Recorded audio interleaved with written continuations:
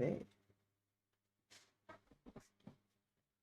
Well, the stream seems to be live.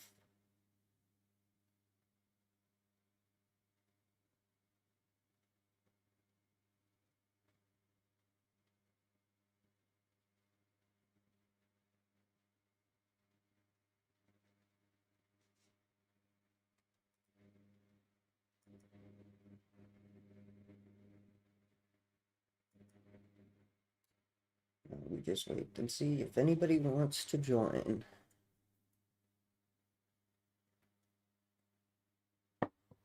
Uh,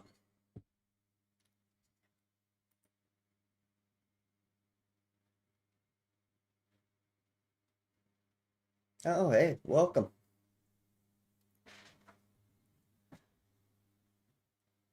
Um, well, I guess someone's in here. We can start up then.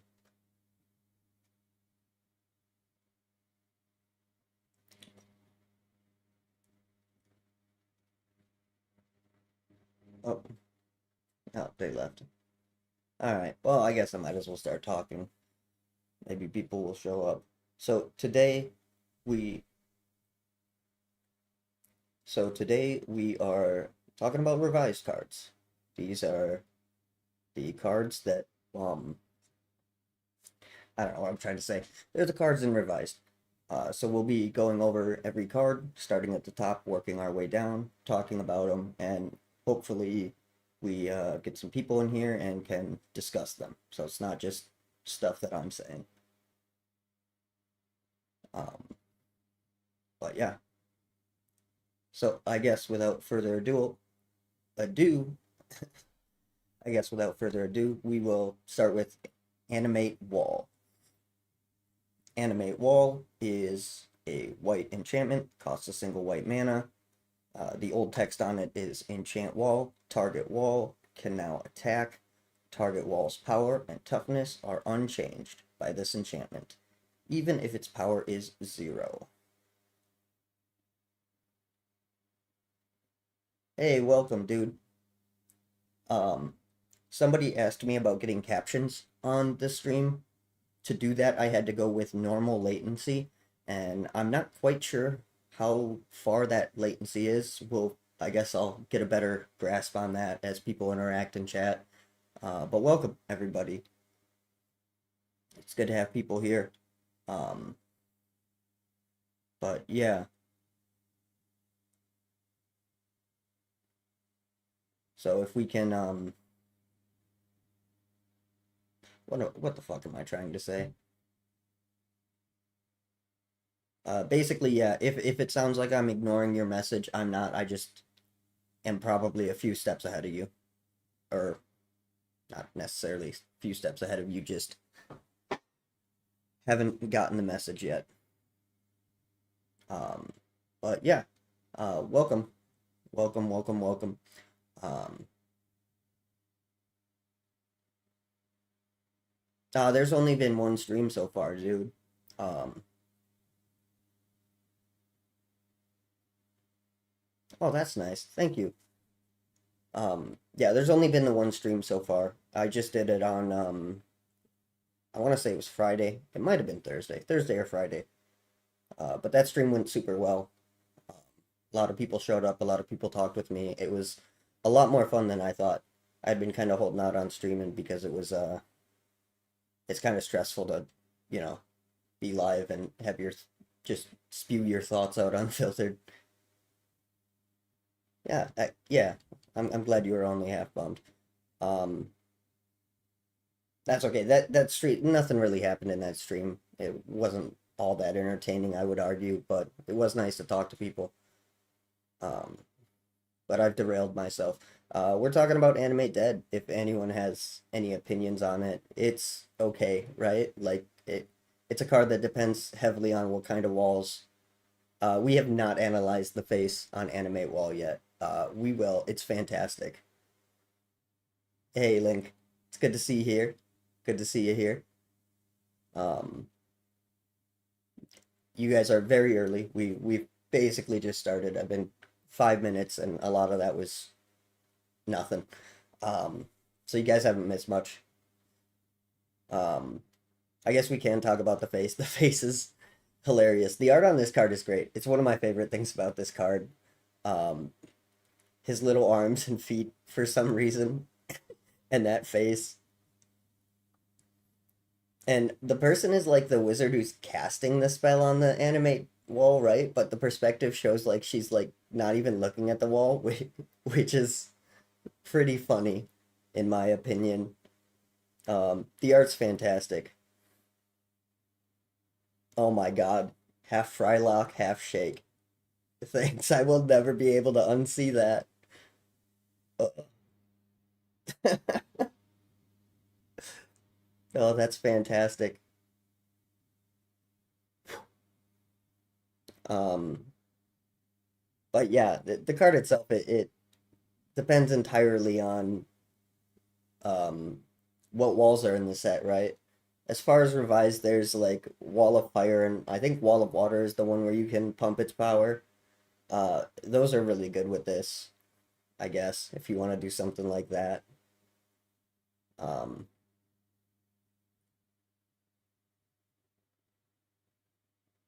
yeah, I don't know what else to say about Anime Wall. It's funny though. It was illustrated by Dan Frazier.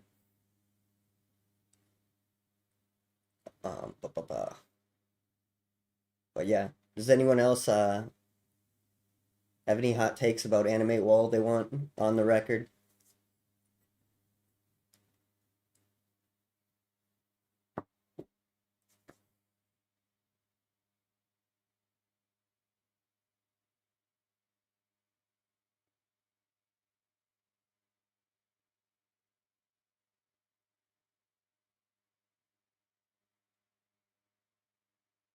Well, it's not looking like it, so we'll move on.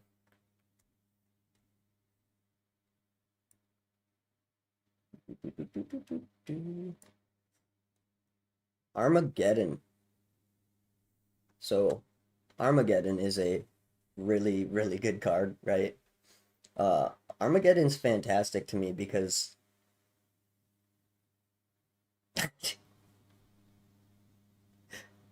kitchen things.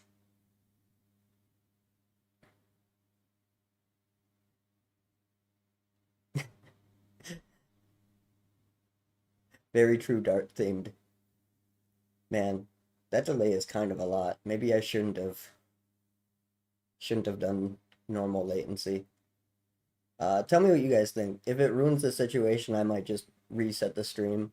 Of course, then I'd have to lose captions. Um,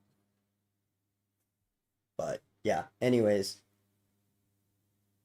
l- let me know, please, because I can't see exactly what you guys are seeing. Um,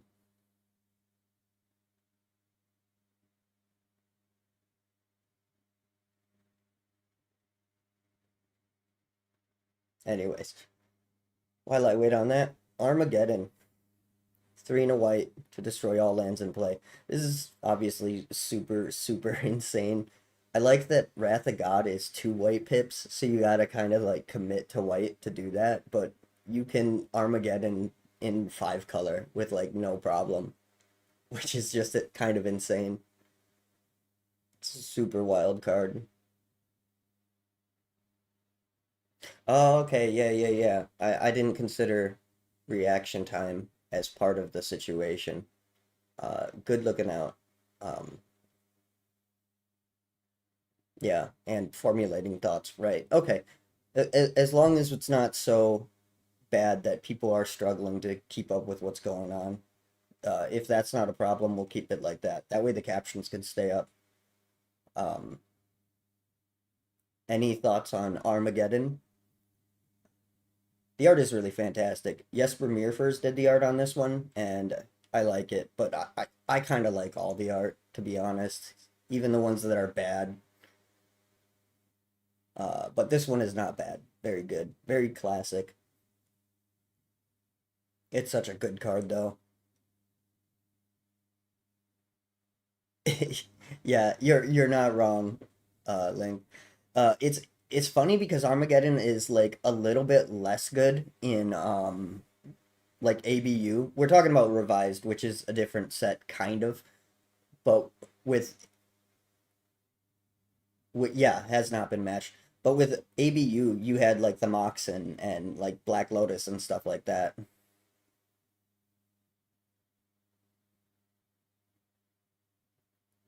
Um, yeah, so like obviously those cards were rare, so Armageddon was just as good in most situations. But if like you were building to the meta at the time, Armageddon would be less good because of the Moxen, which is kind of interesting. Um, how long did it take for players to come up with green white Armageddon and birds and Llanowar elves? I'm honestly not certain on that. Probably quite a while.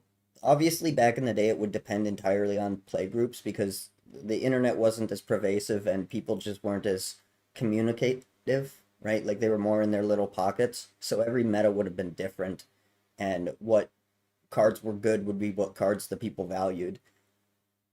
I'm sure some people were doing it, but it took quite a while for anyone to like really be good at Magic. So if you look at the like early world championships, um, yeah, Derek might have a better understanding of that.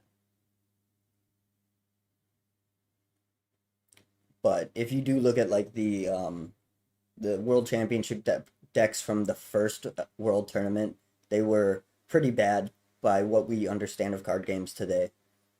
Partially because it was the first card game and you know, they just had to figure it out the slow and hard way. But Armageddon is a great card.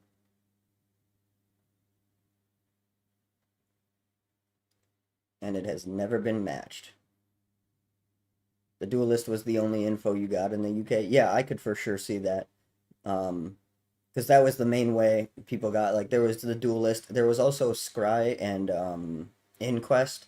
I don't know I don't know much about the dates as to when those ones showed up, but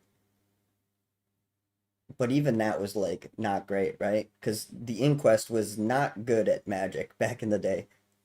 One of their biggest kerfuffles was Necropotence. They used to have a sheet in all or several pages of sheets that listed every card, like its price and all of its information, and then they would put a star rating, like from 1 to 5. Five being really really good, you should use this card, and one being this card is bad. And Necropotence got 1 star, which is pretty funny. At 97. Yeah, yeah, that's pretty early. That makes sense to me because that's about when like people got good at the game. 97 is when you started seeing competitive lists come up and stuff like that that aren't entirely embarrassing by today's standards. Um, but yeah, Armageddon was always good. Uh, I will say it probably didn't see a super lot of play in most casual circles because in early Magic there was a huge aversion to destroying and sacrificing your own things, right? Like they had a very early understanding of the game, and so anything that made you pay life was like, eh. Most playgroups didn't want to do stuff like that, and I would imagine a card that just destroyed all your lands might um a lot of people would have shied away from it. Obviously not everyone, because like Channel Fireball was figured out pretty early on, like almost instantaneously. So it's not like everybody was not experimenting with these cards. But I would see like people didn't take Magic seriously back then, right? So um I guess I think that's all I have to say about Armageddon. Um yeah, Mirage Block was definitely when Mirage Block was um when drafting became more mainstream and more acceptable. Yeah, there's a bunch of competitive ups around that time.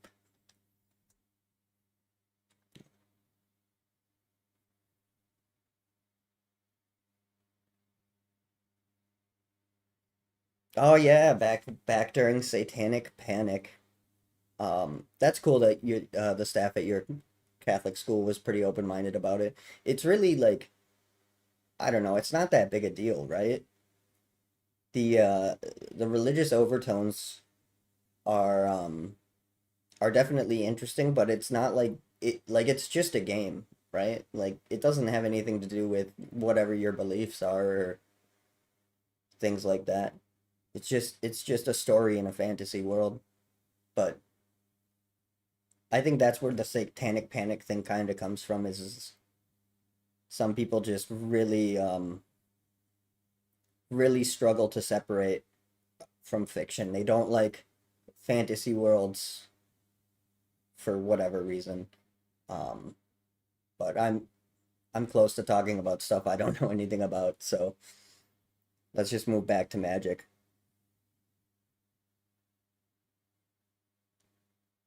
Uh, I learned to play properly when Magic the Gathering Online started. Yeah, that 100% tracks and makes sense because that's when you get out of a bubble, right? Because you can only get as good as the players you're playing against, and if you only play against the same few players, you you can improve, but it's way easier to learn different strategies and to see different counters to what you're doing and seeing just how good your strategy is in the actual wide open world.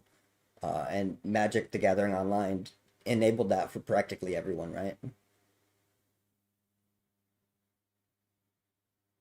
Yeah, Cowboys and Indians. Oh man, back in the day, I forgot about that, but you're right. Um, yeah, yeah, Magic is low on the totem pole. Um, thanks for letting me know, Alexis. Yeah, I appreciate that. Yeah, that's another thing with Magic the Gathering Online and the having the system put you through the steps really helped people out. It was really well, for one, when Magic first started, there wasn't that many uh like rules. There was no stack or structure and stuff like that. The phases were loosely defined, but kind of not really. And but before computer games could physically run you through that and lock it into your brain, it was much harder to like keep track of that as an average player.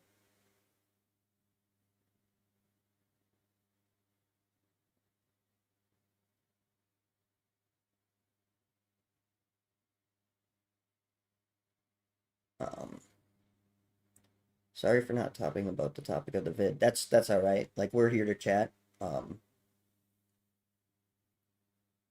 how vicious the greed is in MTGO. Are you talking about when you say greed? Do you mean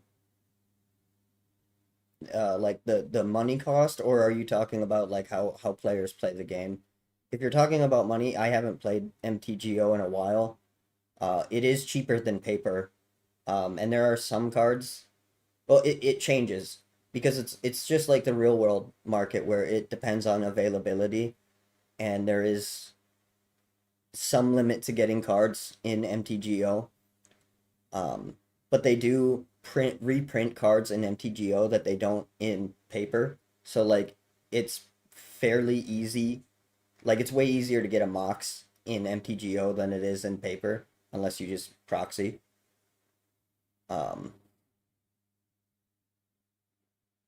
but I haven't touched MTGO in probably 5 years, so I can't really speak to it as far as the economy. I have no idea what's happened in the last 5 years. It was pretty cheap back then, all things considered, compared to paper, at least. Um,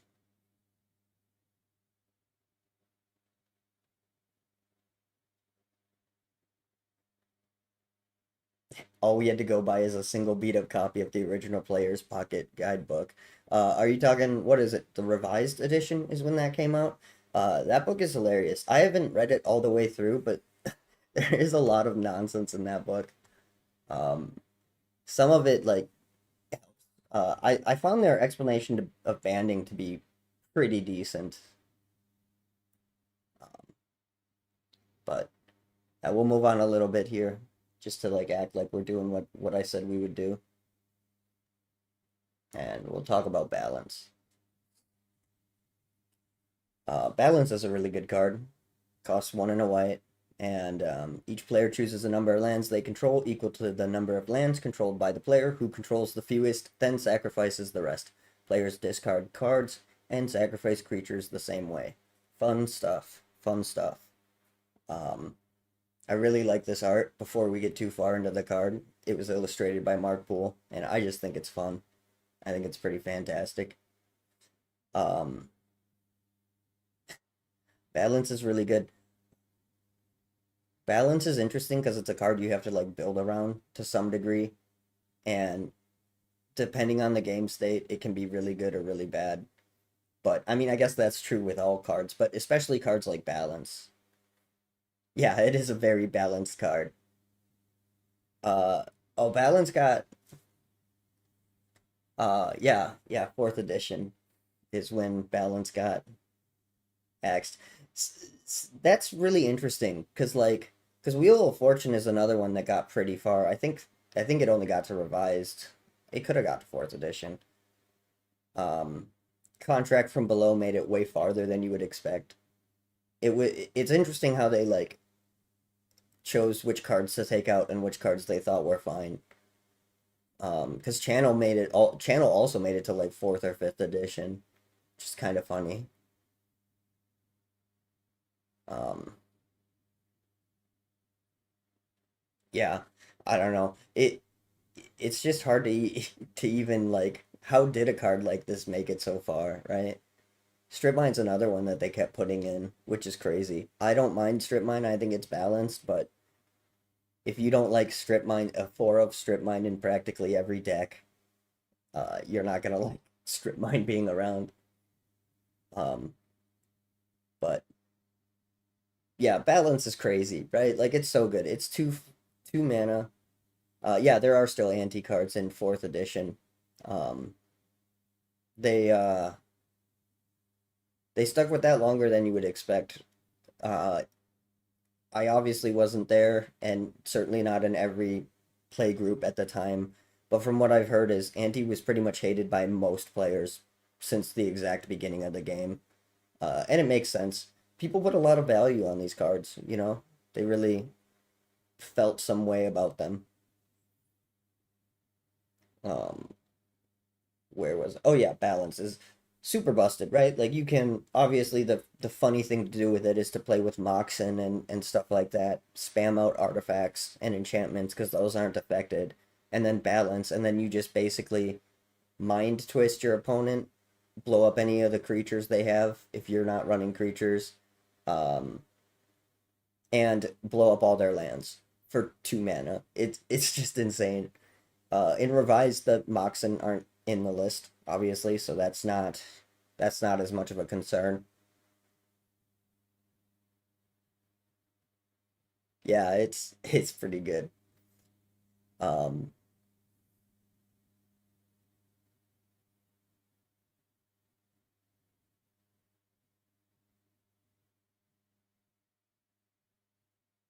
yeah, I mean, it makes sense that you people didn't like Anti, right? Like, especially because especially at the time, the game felt really random, right? Yeah, it's you could play it in Vintage. It is banned in Commander though. Is people will not be your friend if you tried to play balance in Commander. Personally, I think it's funny as hell, but but yeah, you're basically Armageddoning them, mind twisting them, and blowing up the board for 2 white mana. White would probably be a better color in Commander if balance was around, and Caracas. White would be a way better color if you were allowed to play Caracas.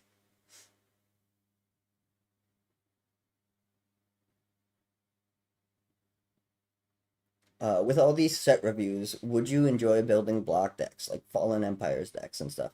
Yeah, I do. I um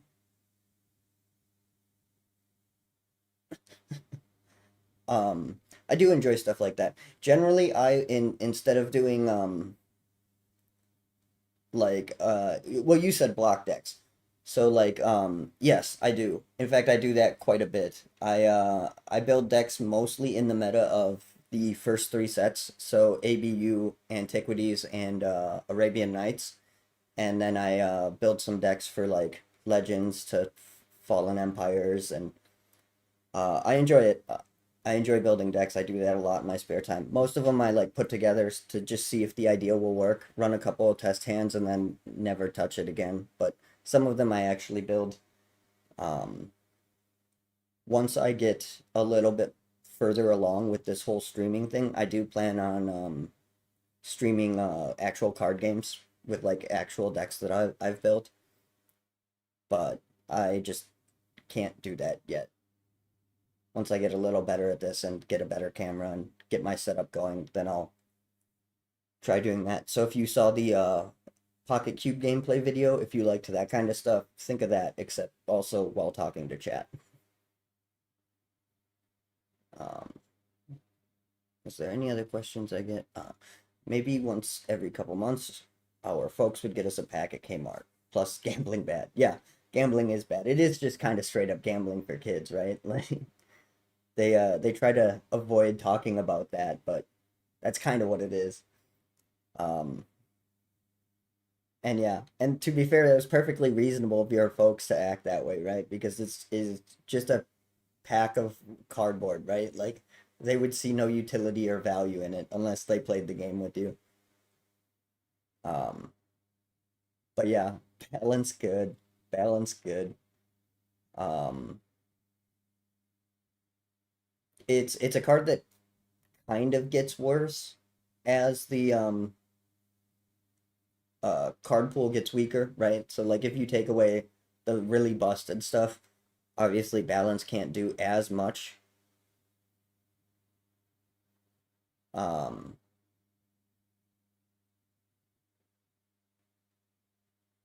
but like it's still pretty good, right? It's more of what it's intended to be as a balancing act. But even in the best case scenarios, balance just kind of slows the game down, and a lot of people don't like that, and rightfully so. I don't mind it sometimes. I enjoy games with balance, but I can see the frustration. Um, your setup is pretty legit now. You don't need. Yeah, I'm not planning on getting a wall of shit behind me. I tend to be pretty minimalist about stuff like this. I just mean, um, I'll need another camera to actually to stream gameplay. That gameplay footage was recorded on my phone. Um, and I don't know if I could set that up to like stream in a way that didn't suck, but I don't think so.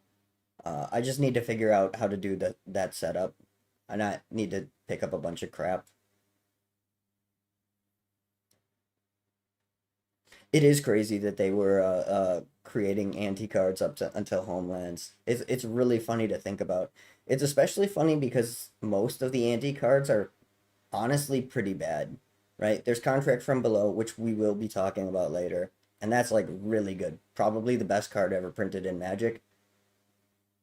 Um, but other than that, most of them are like bad. They cost too much mana. The effects aren't worth it. The one in Legends, I think, is like renewed something or another, and you just pay like 100 mana to like give both players 20 life. It's just the anti cards for the most part are not good, which is really interesting.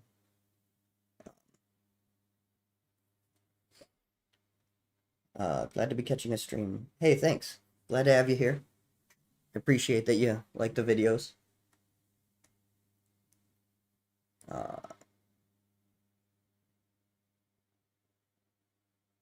yeah, yeah, for sure. That's true.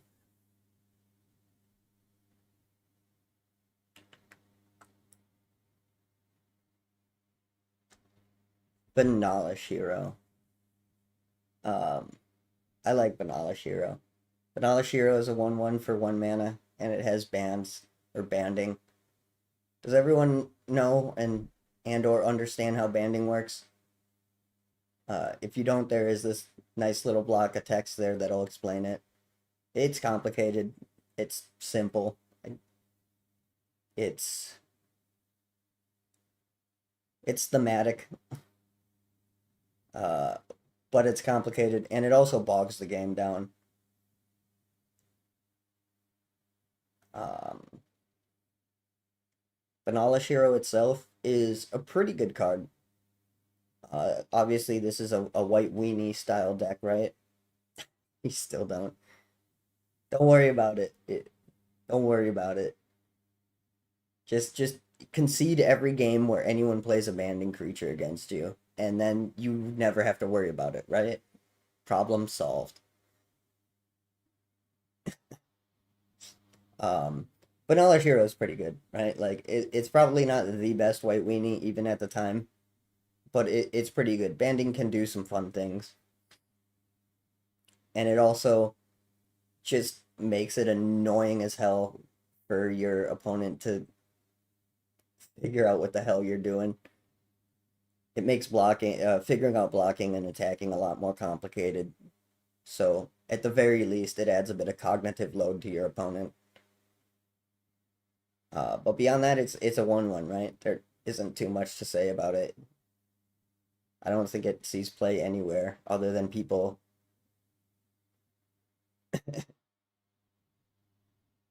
Yeah, yeah, the art is pretty cool too. Um, yeah, I agree. It is the best strat for banning. Just concede immediately, right? Then you don't have to worry about it. Yeah, Douglas Schuler did the art.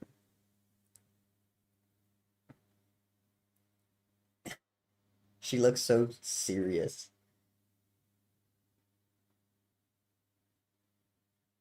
Yeah, it was great to see. It was wild to see Talarian do a video on banding. He's been getting very. He's been doing more and more with old Magic stuff. I think he's just kind of worn out from trying to keep track of all of everything that's going on in Magic. He's getting older, right? But that was a pretty fantastic video. I enjoyed it. I was also really happy when it came out. I was hoping maybe more people would figure out banding. Um, Anyone have anything interesting? I mean, there's a single fly flying around in here. I don't know how he got in, little bastard. Anyone have anything to say about Banala Shiro before we move on?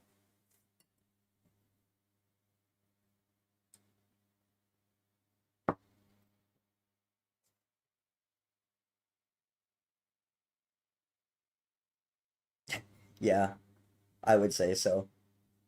I would say, well, all is pretty definitive, right? If we were all worn out, I'd assume that people would stop buying. But they're pulling new people in, and some people like it. But I'm certainly worn out with the new releases in Magic. But that's okay. There are so many Magic cards now, you do not have to care about new Magic at all. You can find just a group of friends, just buy any random number of cards and play with those cards and not care what the rest of the world is doing with Magic. That is a perfectly legitimate way to play the game.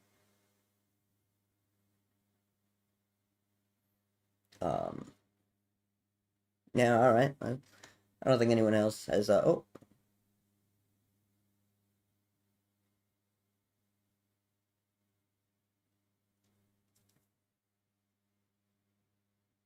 too many sets for sure, which would be cool, but the prices are hiking, so it's getting too crazy. Yeah, I agree.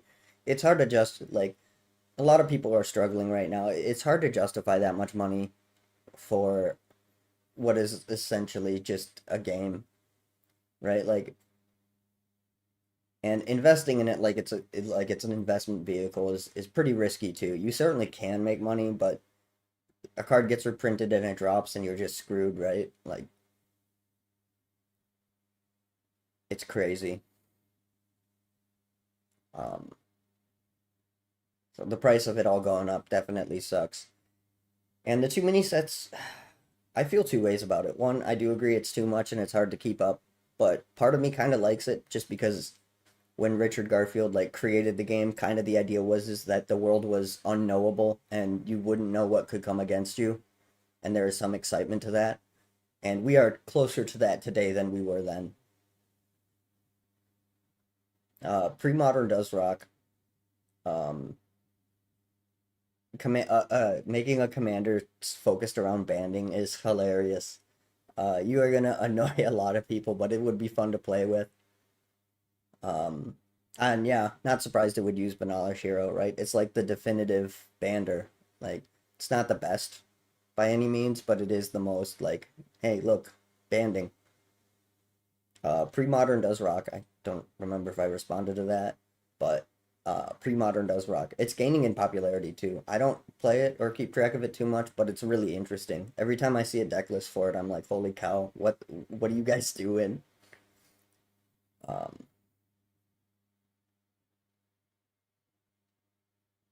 Pauper is decent. I don't play it, but a lot of people really love.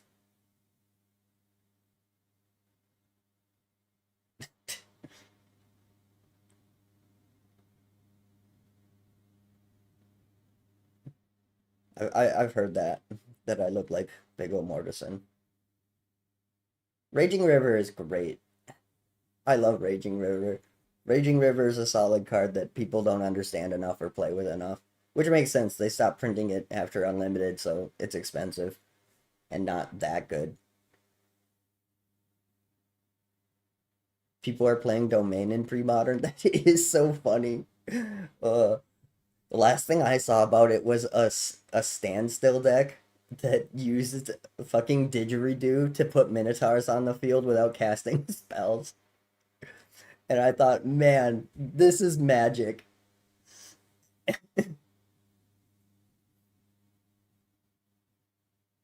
But yeah, I have only ever heard positive things about Pauper. I've never heard like people either don't care about it or they think it's a fantastic format.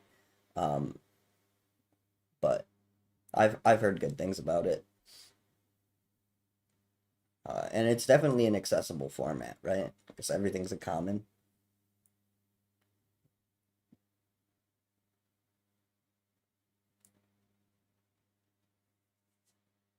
But let's keep the pretense alive and move forward with Black Ward, which is an aura enchantment. Just costs 1 white and target creature gains protection from black. Fancy stuff, right? Fancy stuff.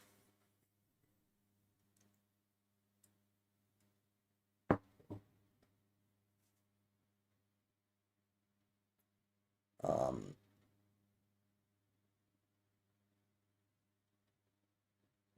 yeah, 20 plus viable decks in a meta is honestly kind of insane. I guess it depends on how viable you mean. Um, like if most of those are edge cases, it's not too unbelievable, but that's a wildly diverse meta. That's really cool. Good old Juzam.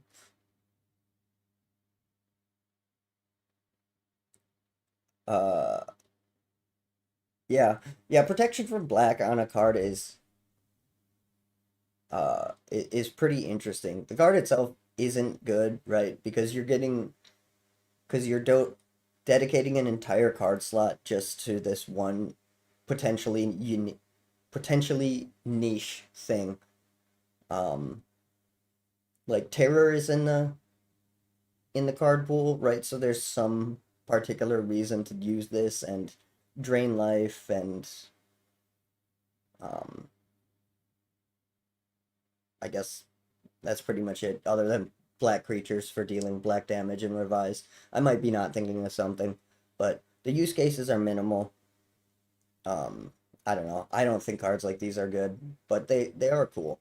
Uh, but you're right. The art is sick as hell, and that's a good point, Link. It does probably belong on a old thrash band's album. Very cool.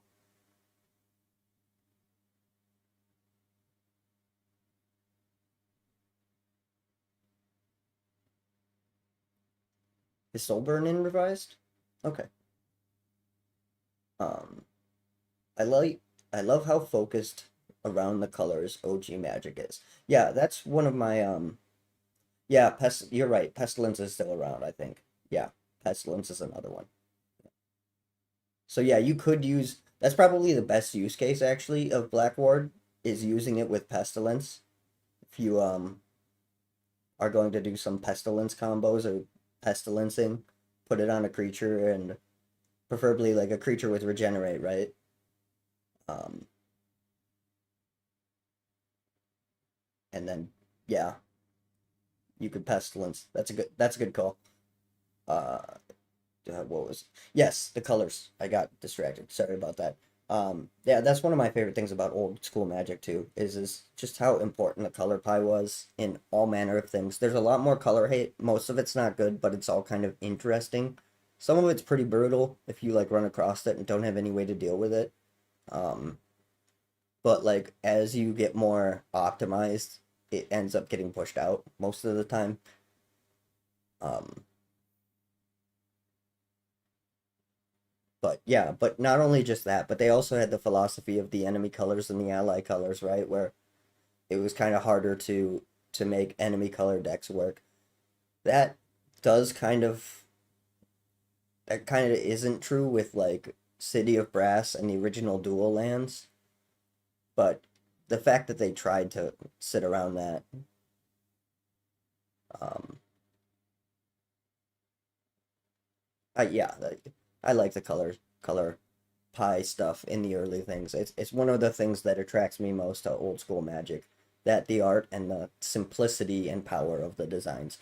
Uh, and yeah, blue blue, if I'm pronouncing that right. I agree. Red Elemental Blast and Blue Elemental Blast are probably some of my favorite cards in old school Magic. I any excuse that I have to play them, I will play them.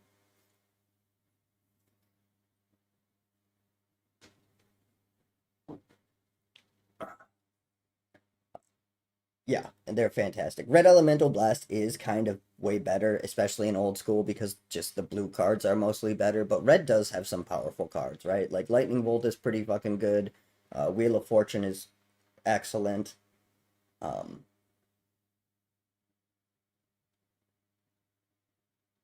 Fireball, I guess. It has some stuff. Not as much as blue though. Blue has a lot more powerful cards. But Blackward, but Blackward is interesting, right? Like you guys brought up with the pestilence, there are some things you could do with this. But did I mention Dan Frazier illustrated this because it was illustrated by Dan Frazier? Do. But with that said, let's move on to blessing.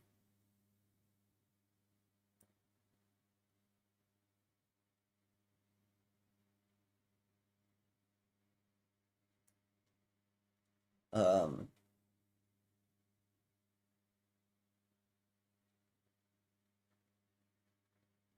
they are super pauper relevant. Are you talking red and blue elemental blast? Because I believe that there's a lot of they're just so efficient, right? Because for 1 mana, you can blow up a permanent or counter a spell. That's absolutely insane. Obviously, it has to be either red or blue, but like whatever. Yeah, white fire breathing. It's white fire breathing and butt pumping. Uh, Red's got to be correct. A lot of old school red cards are pretty usable. Yeah, the red cards kind of sit between being really, really good and really bad with like very little middle ground. Holy righteousness breathing. Yeah, it's that's that's a good way to put it. Uh, Blessing is an enchant creature. You put it on a creature. You pay 2 white mana to put it on a creature, and then you can pay a white mana to give it +1/+1 until end of turn. And there's no limit. Well, the limit to how many times you can do that is how many white mana you have. This is definitely like okay. It's hard to call this good in a world with like balance and Armageddon. Uh, but this is pretty okay. You can definitely win games with this against the right people, right? But uh, the art was done by Julie Barrow. Before I forget about that, and the art is pretty hilarious. Honestly, I kind of like it. It's very classic, and I do like the kind of classical style. Well, not classical style, but like the archaic styles. I like those when it comes to art and magic. Does anyone have anything to say about blessing that isn't white fire breathing or white righteousness? Or I mean righteousness breathing? It it's not a very creative inducing card, right? Like it there's not too much difference. But yeah, it's not bad at a revised power level for sure. Um, but really, you put it on the creature, you pump it up, you hit them, you win. Or they swords to plowshare it, and you get 2 for 1.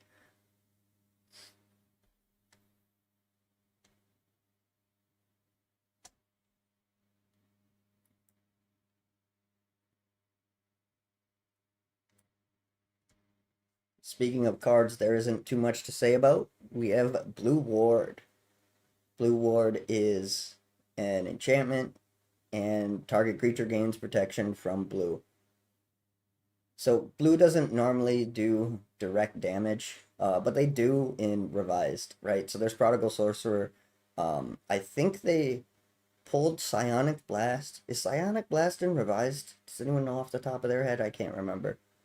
Um, but there is some. I think Pirate Ship is. So there's like some level of blue damage. But other than that, not really, right?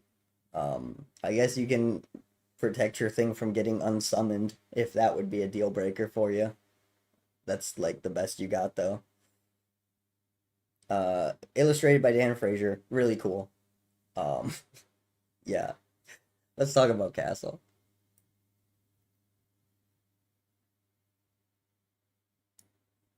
What a card.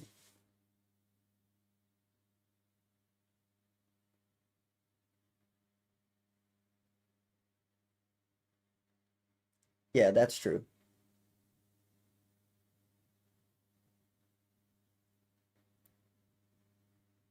Yeah. Yeah, Dan Frazier does have some saucy art. That's a good way to put it. Uh Castle's an enchantment. Costs 3 and a white mana. And this card is interesting because it's actually been changed. Um, on the card, you'll see it says your untapped creatures gain +0/+2. Attacking creatures do not get this bonus. So that last bit was written on there pretty much for like Serra Angel and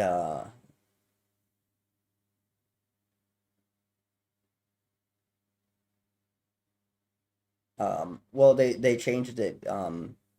Now Vigilance does, like, if you're in the modern rules, if you use Castle and you have a Serra Angel, when you attack, you maintain that +2.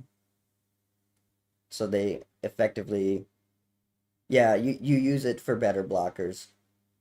And it's kind of flavorful, especially the old like attacking creatures didn't get this because, right, like you have to leave the castle to attack. Obviously that doesn't work with like bows and arrows existing. So, but usually back in the day they usually illustrated that with like pinging. Not always. Sometimes they did with first strike, but it's kind of a flavorful design. 4 mana for this is pretty rough. Well, back in the day, like the actual card says attacking creatures do not get this bonus. So Serra Angel would be an attacking creature. Um, so, well, for one, back in the day, vigilance wasn't a keyword. It took them a little bit to get that out. Um, but no, if you had a castle and a Serra Angel back in like 94, 95, um, Serra Angel would not get the +0/+2 while attacking. But if you were to attempt to do that today, for whatever reason, the Serra Angel would get the +0/+2. Yeah, it's interesting. I don't. They probably did it because it wasn't good enough, and it still wasn't good enough when they. I don't. I don't fucking know.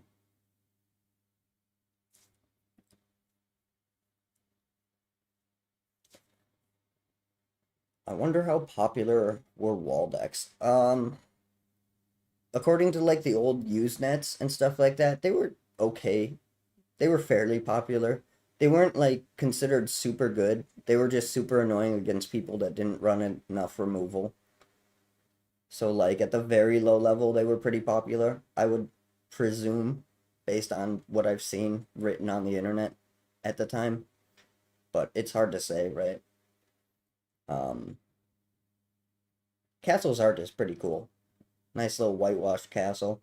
Um, Illustrated by Damian Willick.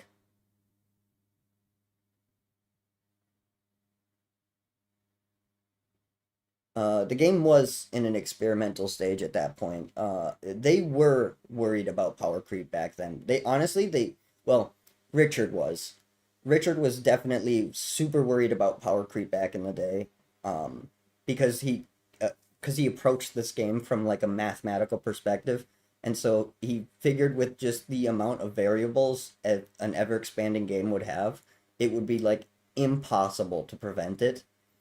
That's why, if you know anything about Arabian Nights, the Arabian Night cards originally had a different back, and the reason that one of the reasons he pushed for that for two reasons. One, it's so that wouldn't play against cards you didn't want to play against.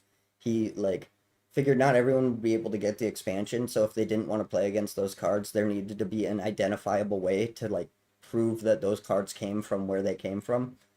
And the other reason was is that initially like stuff like Ice Age also had a different back designed and stuff like that.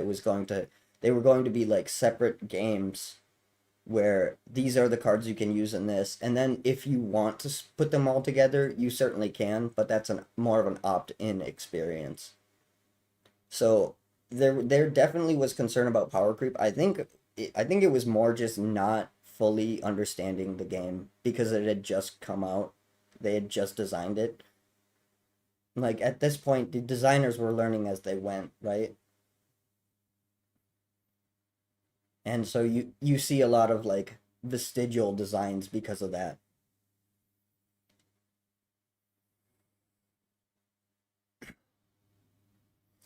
Yeah, Wall Tribal does sound nightmarish for all parties. Talk about slowing the game down, right?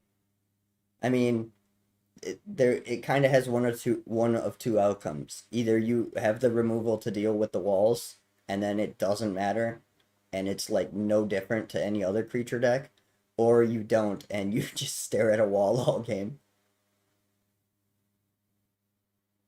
Yeah, exactly. The OG universe beyond discussion. 100%. Uh, Castle's fine, right? Like it's fine if you're um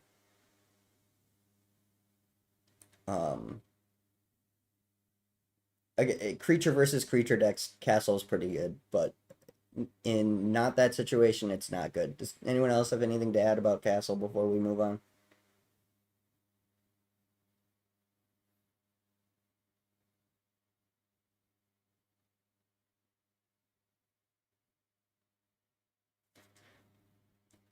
Probably not.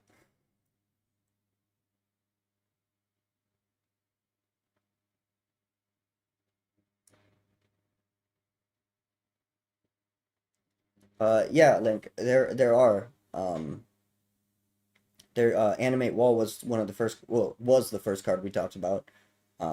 And there's a couple of other things, especially not in this set. I think that's the only thing that does it in Magic for a while.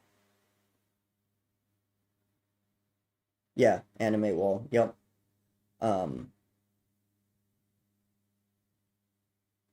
fuck, I derailed myself. Um, yeah, there was some of it,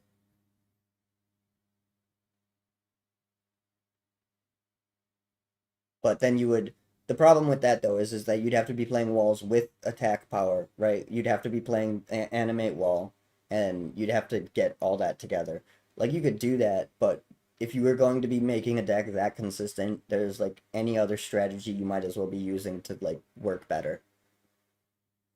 Um, yeah, Circle of Protection Black is pretty brutal. Uh, this was actually not printed in alpha, just a fun little fact. And this is the first card to have digital art, or one of the first cards.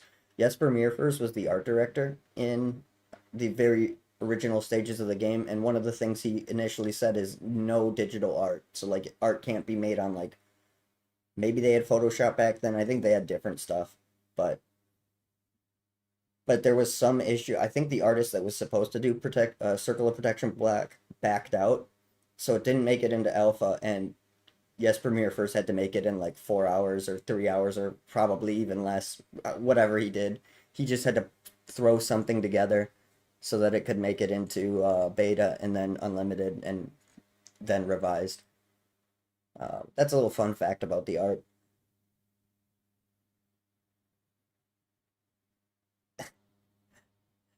Your wall deck, your wall attacking wall deck was not so good. Crazy, crazy. Um, Circle protection is really, really interesting. It, it can be super brutal, and it's pretty hard to deal with. Especially like if you're mono black and this goes down, you might just be cooked because you don't really have any ways of dealing with enchantments. So this is just, I guess, you do have access to Sinkhole and possibly Strip Mine. So you could just maybe blow up all their lands and hope they don't have other mana sources they can pump into this, and then you could get around it that way. But these cards are pretty brutal. They're interesting because they're also like very narrow, which makes them like bad. So they're both bad because it's kind of stupid to run something like this. It's perfectly fine in a sideboard, but there's also better things you could be running in a sideboard. So again, in super casual games and stuff like that, if you run into this, like you're just fucked. But the person is gonna dead draw it like 80% of the time. So it's weird because it's like not really a good experience for anyone involved, in my opinion. Um, yeah, I don't know. This is obviously like really good against stuff like Drain Life, but why would they cast a Drain Life when you had this, right? Um,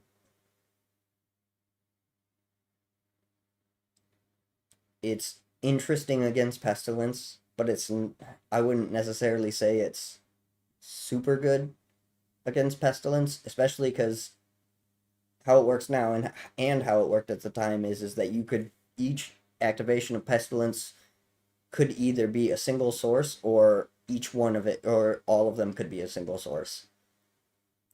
But against something like this, you would just, each one of these is an individual damage.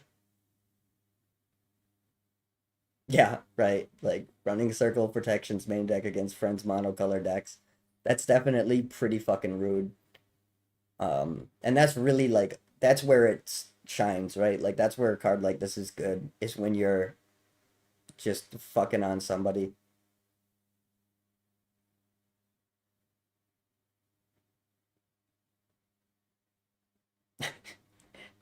Good job, Kevin. That'll teach him from trying to have fun.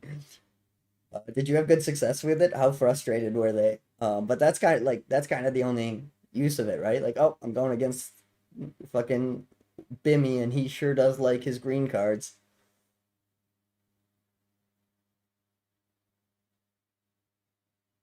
An enchantment that makes every creature black. I can't even remember which one you're talking about, but that is something um else you can do in like early days. Color changing was an everything thing because the laces are in here, and you can change a thing to that color.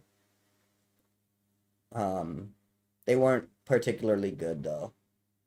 So color manipulation was a thing, and this would be something that you could do with it. Like that would be a way to try to make this consistent, but that's kind of too many moving parts for what is effectively mediocre protection.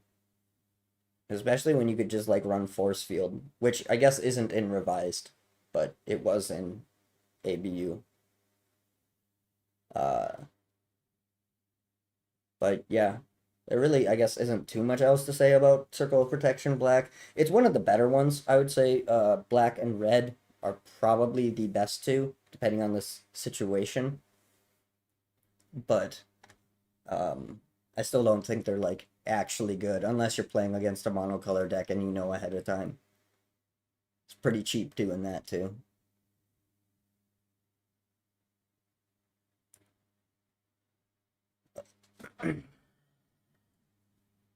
Darkest Hour. Yeah, yeah, yeah. I have heard of that. Circle of Protection Blue. Same thing as black except for blue.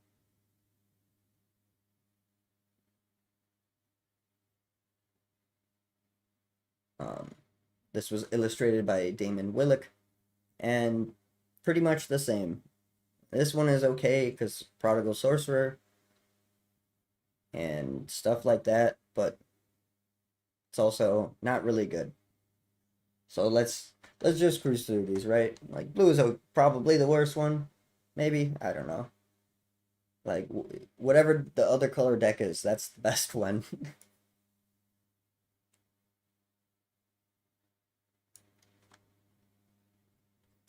Yeah, the art for blue is way better. That's because that art actually like was not done in 20 minutes in an emergency on the computer. So black has definitely the worst art just because of how it shook out, right? Um I think the art is perfectly fine for it. I think he did a like with what he had, he did perfectly good. Circle of Protection Green is the next one up. Again, same thing, but green. This one was illustrated by Sandra Everingham, and I like this art. Um, Circle Protection Blue is probably most interesting, but this one is definitely not terrible. Um, and yeah, I don't know. I don't really have anything new to say about this. Yeah, yeah, there are dead ass circle protections for all colors. That's what makes them so like not good. Cause, cause if you either clog up your sideboard with these, which sideboarding wasn't well by revised sideboarding was the thing. Um, you either clog up your sideboard with these, or you run a main deck and then hope you draw the right one. Um, well, that's a unique way of using Circle Protection Green. Bogles, Whopper. Yeah, that's funny. That's really funny. Um, and I suppose we could talk about that. As Magic has like developed and grown, these do serve some weird niches here and there, and they kind of do it somewhat respectably, I guess. They're still like not great.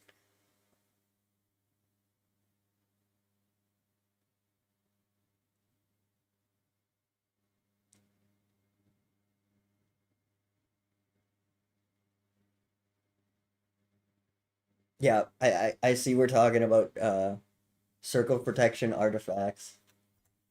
Let me see if I can.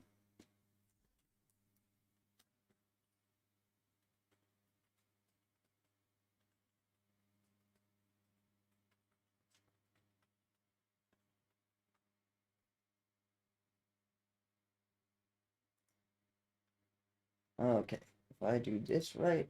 Yeah, yeah. Yeah, they made a circle of protection artifacts. The nice thing about circle of protection artifacts is at least it costs two.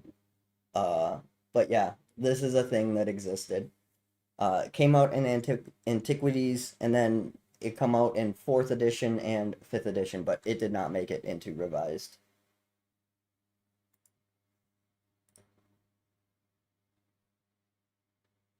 Yes, and Circle of Protection art in the Unset set.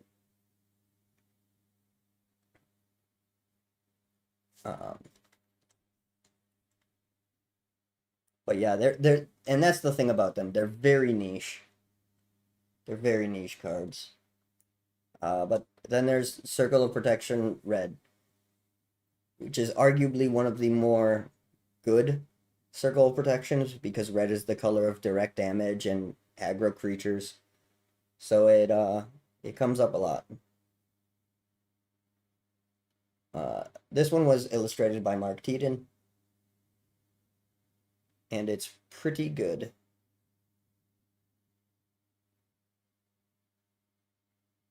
but I don't really have too much to say about it.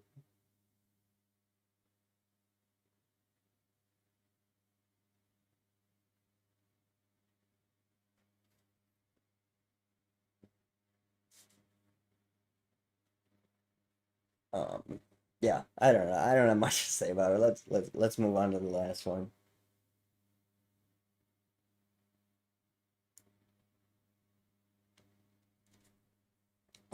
But here's the last one, the fifth circle of protection. This one for white does the same thing, illustrated by Douglas Schuler. I like this one. I like the art. Um, this one is, I don't know. It's fine, right? They're all fine. Yeah, that's a good point about circle protection red. I made the same. Did I make the same point about black? I might have just thought the point. But red and black can't remove enchantments, so the fact that there's an enchantment that deals with it, that just deals with them, is pretty brutal. Yeah, even white, even white.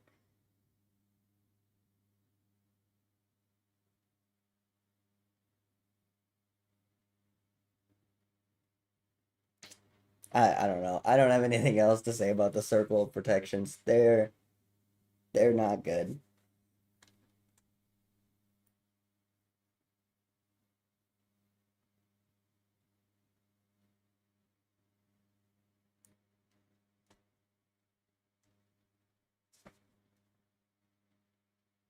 Conversion. Conversion is an interesting card. So this is an enchantment that costs 2 and 2 white mana, and you have to sacrifice this at the beginning of your upkeep if you do not pay 2 white mana, which, you should be able to, since you used 2 white mana to cast this. And this card just says all mountains are plains. So this is Blood Moon before Blood Moon. It's a little different because this just says all mountains are plains, whereas Blood Moon says all non-basic lands are mountains. Um, and the layering issues you get into with these is pretty funny. We won't talk about that because I don't know off the top of my head how all that shit works.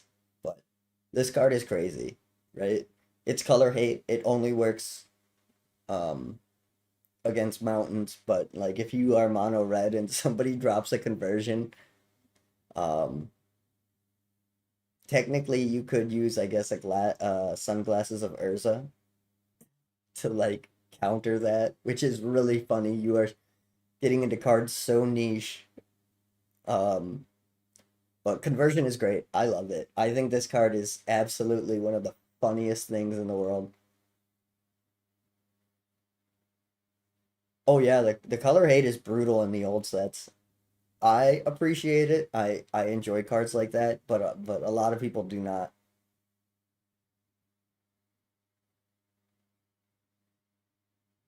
Red Yogg-Sothoth. Yeah, conversion and Yawgmoth Tomb of It's Red instead would be fucking hilarious. You could also just you could also just play Blood Moon and conversion, right? Like if you play both of them, depending on how you have them stacked, will depend how they affect, right? Because they affect the same layer. So I think so. You have some level of agency in how that would play out. You could just make everyone mono white now. People would be your best friend. This was illustrated by Jesper Mierfers. I like the art. I think it's really good. Uh, this card is crazy though. It's not super good because you have to jump through steps to make it do anything, or just be playing against mono red. Uh, but they should totally drop this in like that. But today's standard is standard still just like mono red shit, or did they fix it yet? So this would be really fucking funny dropping this into a mostly red aggro meta. But yeah, they printed this up until fourth edition, and then they said, "All right, that's enough conversion."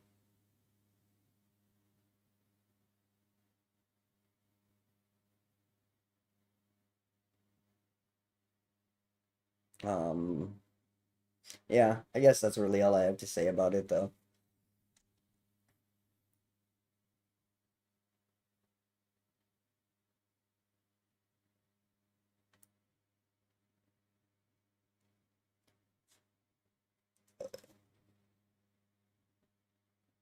Yeah, but did I don't follow standard much, but isn't the VV deck like countered by the aggro deck in the standard meta? Like, isn't the red deck like slightly favored in that matchup? Um, but even against VV, this is pretty funny, right? I guess maybe not. But we're moving on to Crusade, one of the banned cards. I forgot that I'd still have to like talk about this controversy a little bit. Yeah, yeah, we got a contraband card here. So this is Crusade. This card does not meet Magic community standards. It may perpetuate racism, contain harmful stereotypes, or depict a sensitive real world event. Yeah. Anyway, so here is the here's the card that is illegal to play. Illustrated by Mark Poole. I like the art. I think it's pretty good. It's a crusade. So, sensitive historical topic. Uh this is just 2 white mana for white creatures to get +1/+1.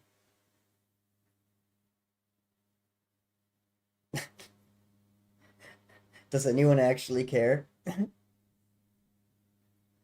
Um yeah, this is there's another card we'll talk about here when we get to black called Bad Moon, and they're basically the same card. And this is like fine, right? Like if you're playing mono white weenies, you'd probably slot this in, and maybe you even wouldn't because you could drop 2 1 drops. Well, it's probably worth it. I don't know. The card's fine. It's not great. It's not terrible. I don't really have too much to say about it. It gives all your white creatures +1/+1, right? It makes all your Banalish heroes +2/+2. Or 2/2s. Sorry. That's pretty good. If that's the kind of deck you're running.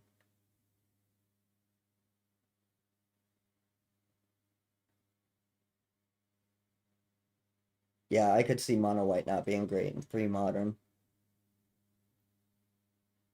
Does pre-modern let you play balance? It probably doesn't let you play balance, right? Do they let you play balance? Yeah, Savannah Lion goes pretty crazy with this for sure, becoming a 3/2.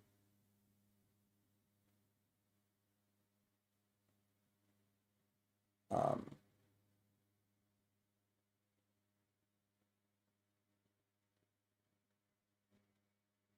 yeah, I don't know. I don't have anything else to say about it. I think the whole card censorship thing is kind of stupid personally, but I see what they were trying to do. I just think they went about it in a way that's inconsistent, and that's the part of it that bothers me the most. Like, if you want to have like some idea, then you can. If you want to, I don't even know what I'm trying to say. I just don't like that they did it inconsistently.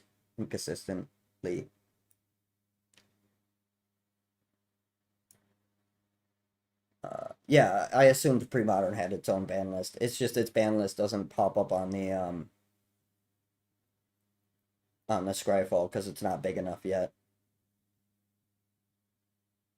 Balance being banned is probably a good thing. I don't know the format well enough to speak on it, but it is kind of disappointing. Uh, Death Ward is interesting. This here is an instant. For 1 white mana, you can regenerate target creature. There are like lots of white single mana instants in this set where you can prevent your creature from dying some way. Uh, they're fine, but the creatures also kind of suck in that you would probably just rather play another creature.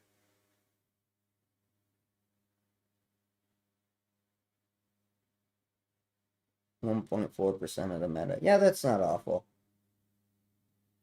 Um, yeah, shit. I don't know what else to say about Death Ward. It's pretty okay in like casual stuff, or if you are like playing a big creature that you don't want to get dead, but it doesn't do anything against Swords to Plowshare. Um, the art is pretty cool. It's illustrated by Mark Poole. I really like Mark Poole's work. I find his artistic styling is interesting and fun.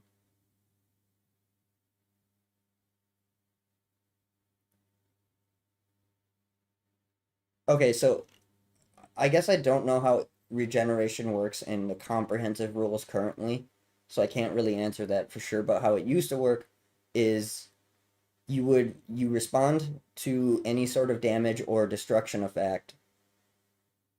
uh, effect, any destruction effect by activating regeneration. And so what regeneration would do is it would tap the creature, and then the next time you would be dealt lethal damage or destroyed, you instead were not, is the basic effect.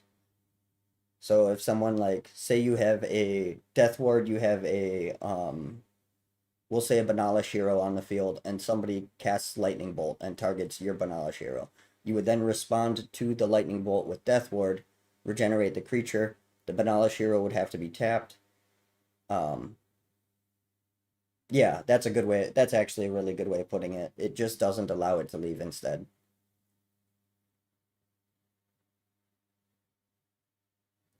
Um, Regenerate's pretty interesting. It is kind of complicated, especially regeneration is also one of those things that kind of got left out in the wash when they started comprehensing the rules and adding like phases and or like the stack and stuff like that. Regeneration kind of got left out in the cold and just became way more complicated than it was originally. Um, so overall, stuff like this is not great.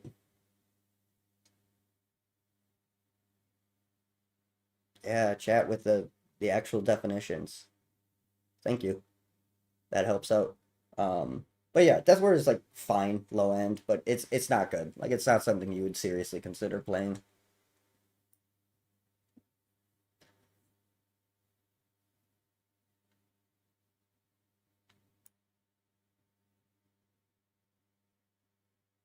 Yeah, Indestructible is just kind of more useful, and even that is like kind of meh.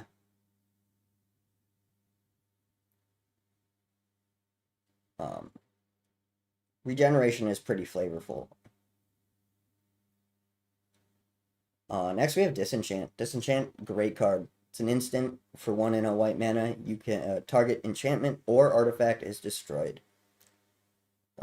So this is pretty versatile. This is really the only super effective way to deal with enchantments early on. There are other things like Tranquility and such, but Disenchant is so versatile in that it can also deal with an artifact. The only way it's a dead card is if they are playing no enchantments or artifacts, which definitely happened in certain metas, right? Like it depends on what the cards you're like. Specific removal is always going to depend on what's around it, but Disenchant is incredibly valuable in certain situations. It's a very effective card.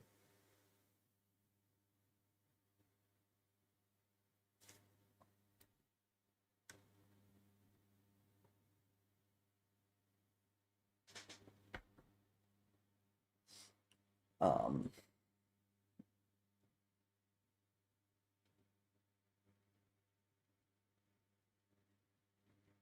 yeah, that's a good point. Is even today, Disenchant can see play. Just goes to show how efficient it is. Um, the art was done by Amy Weber, and it's very cool. I like it. Not sure what if that's like an emu or a chicken or dragon or whatever on the art, but it's pretty wild, pretty interesting art. Um, I guess there really isn't too much else to say about Disenchant though, right? It's just really efficient removal, so it's like really good anywhere that you would need that effect. Still sees play.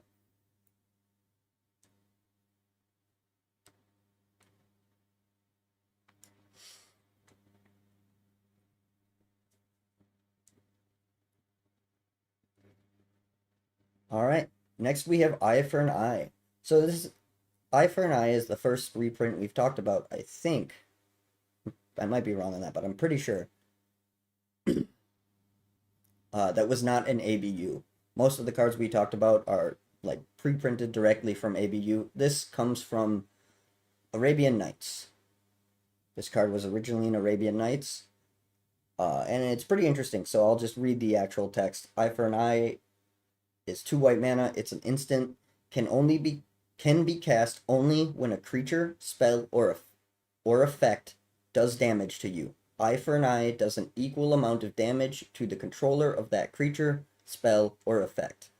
If some spell or effect reduces the amount of damage you receive, it does not reduce the damage dealt by Eye for an Eye. Well, that's a mouthful. Yeah, OG Deflecting Palm is pretty much right. For 2 white mana, you get to bounce back a source of damage, and then you can even like mitigate that damage and still hit them with Eye for an Eye. That's a lot of cards to be doing not much of something, but it is something that can be done.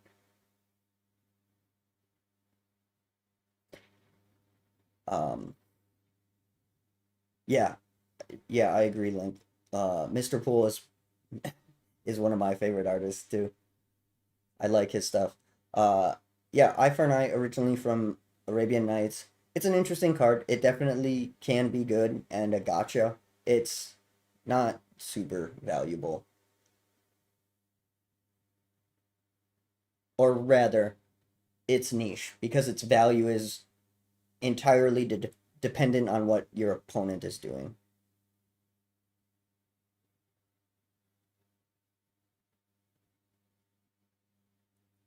Um, I don't know if I have anything else to say about Eye for an Eye. It's an interesting card. Um, yeah, yeah, I guess that's true. Um, Jared, yeah, yeah, interesting. Fuck, is there anything else to talk about this? It's good if your opponent is trying to hit you with a shitload of damage. Um, but otherwise it's not good. Let's move on and talk about a real bad card, shall we?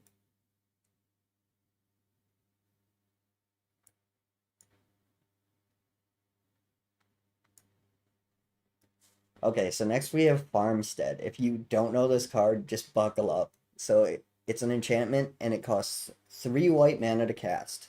So you are going to need to be heavily in white for this card to come down at any early point.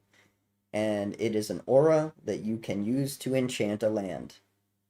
Uh, Target land's controller gains 1 life if white white is spent during controller's upkeep. You cannot gain more than 1 life each turn through this enchantment. So you can spend 3 mana to attach this to to a land in a set with like Sinkhole and Stone Rain and Armageddon. And then during your upkeep, you can give up 2 white mana to gain 1 life. That's uh this card is not good. This card is not good. Wasn't good then, it's not good now. I don't know what you could do to a card pool to make this card good. We always hated opening this card as our real. Yeah, of course you did. Because look at this piece of shit. It's on the reserve list, and you can pick up a copy of it or a revised copy of it for $1.24. Like this is like almost revoltingly bad, right? Like which is weird because I like the concept of it. I like the idea of like, oh look, I'm just fucking farming. The idea of it is pretty cool. But the card is really bad. There are like you what would you prefer to do at your upkeep? Would you prefer to use 2 white mana to gain 1 life, or would you prefer to wait till after your upkeep and balance them? Which do you think is gonna be more likely to help you win the game? Uh, I think the most upsetting part about this card though is Mark Poole did the art, and I really like the art. It's very cozy. I enjoy looking at it.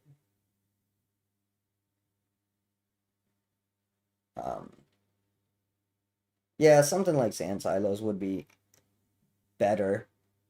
Um, I like the idea. The concept of it isn't well done, but I also don't think the idea is really good enough to push it to being good. I don't know, but I love the art. The art's pretty great. Otherwise, the card is hilariously bad. Um, yeah, yeah. Let's move on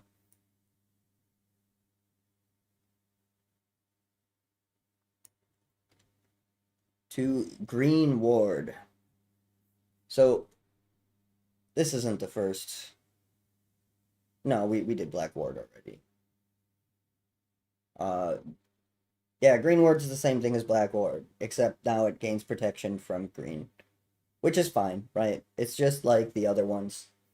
This was illustrated by Dan Frazier. The art is pretty cool. Not quite entirely not quite entirely certain what I'm looking at here, but it's fine. Uh, the card's pretty mid though. Um, I don't really have anything to say about Green Ward. We're gonna talk about there's not only so like I guess we'll have this conversation now. So not only does White have 5 cards dedicated to Circle of Protection, they also have 5 cards dedicated to the color wards. Um, so that's 10 cards in the set that are like the most niche thing in the world. It's stuff like this, which is why White, at least back in the day, and still probably to some extent, had somewhat of a tarnished reputation.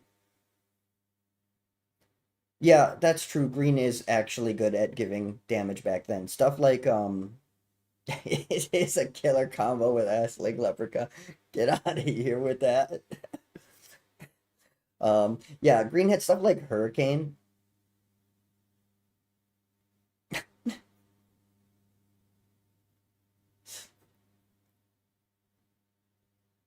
The mitochondria. Good shout out, Link. Um, Green actually was good at damage back then. So they had stuff like Hurricane and also this is just like good against creatures, right? So like you could slap this on a Banalish hero and then block their fucking 10/10 green creature.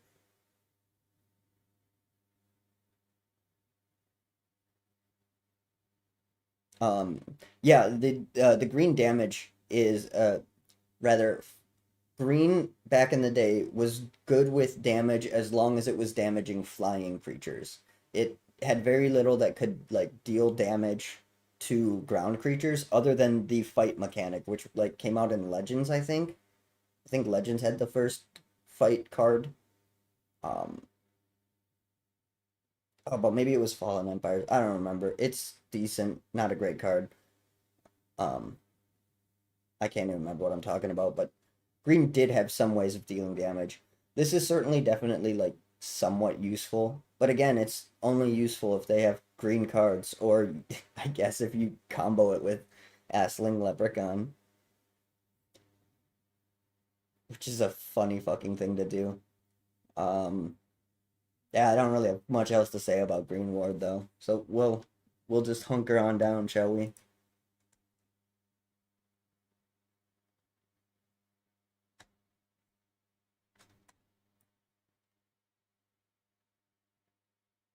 Okay.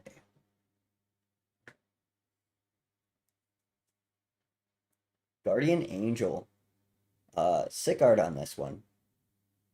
Guardian Angel costs X and a white mana. It is an instant and it prevents X damage from being dealt to any one target. Any further damage to the same target this turn can be cancelled by spending 1 mana per point of damage to be cancelled. They really like to word things weird back in the day. But yeah, anyways, you basically this is pretty mana intensive. It's basically just this counters Fireball. Uh the art is pretty awesome, but the effect is not great. It's not great. The art was done by Anson Maddox. Did I say that? I don't remember, but it was done by Anson Maddox. Does anyone have any fun texts or anything that they've ever done with this card? Because yeah, yeah, yeah.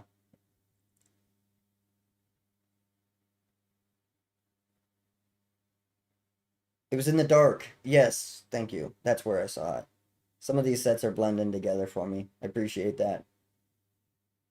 Oh, that sounds right. I don't know. It's in one of those sets.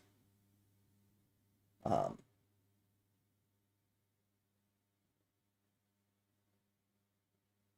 yeah, fuck, I don't know. Have I ever played Chandelar? If you're asking me, yeah. On my channel, I have a bunch of Chandelar content. Um, I did a playthrough. I occasionally stream it. Well, I've streamed it once, but I will be streaming the rest of that playthrough at some point eventually. I've played a lot of Chandelar. I well, a lot in the last year. Um, I actually have a video where I show you how to steal every permanent in a deck using Bronze Tablet and like Hurkyl's Recall and Boomerang because there's a really funny interaction. If you're interested, you should check that content out. It's pretty good, I think. I like it. Um, but you're right, Guardian Angel can be annoying in Chandelar. Chandelar is interesting because a lot of the stuff can be annoying just because of a um what was I trying to say? Oh yeah, everything is Chandelar is kind of set up so it's like random cards, right? It's piles of cards. So some cards that are like real good when you play against people that build decks are not so good, and other cards are way better. But the pace of play in Chandelar is generally slow enough that stuff like Guardian Angel is really annoying.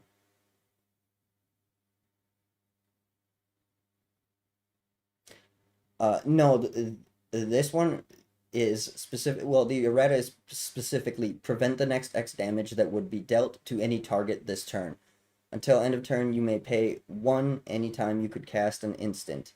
If you do, prevent the next one damage that will be dealt to the permanent or player this turn. So yes. So the effect is till end of turn.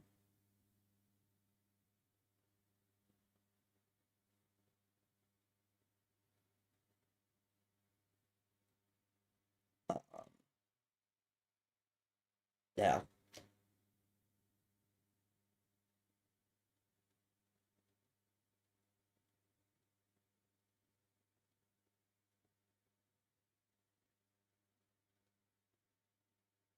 Yeah, getting board wiped by Winter Blast is pretty rough.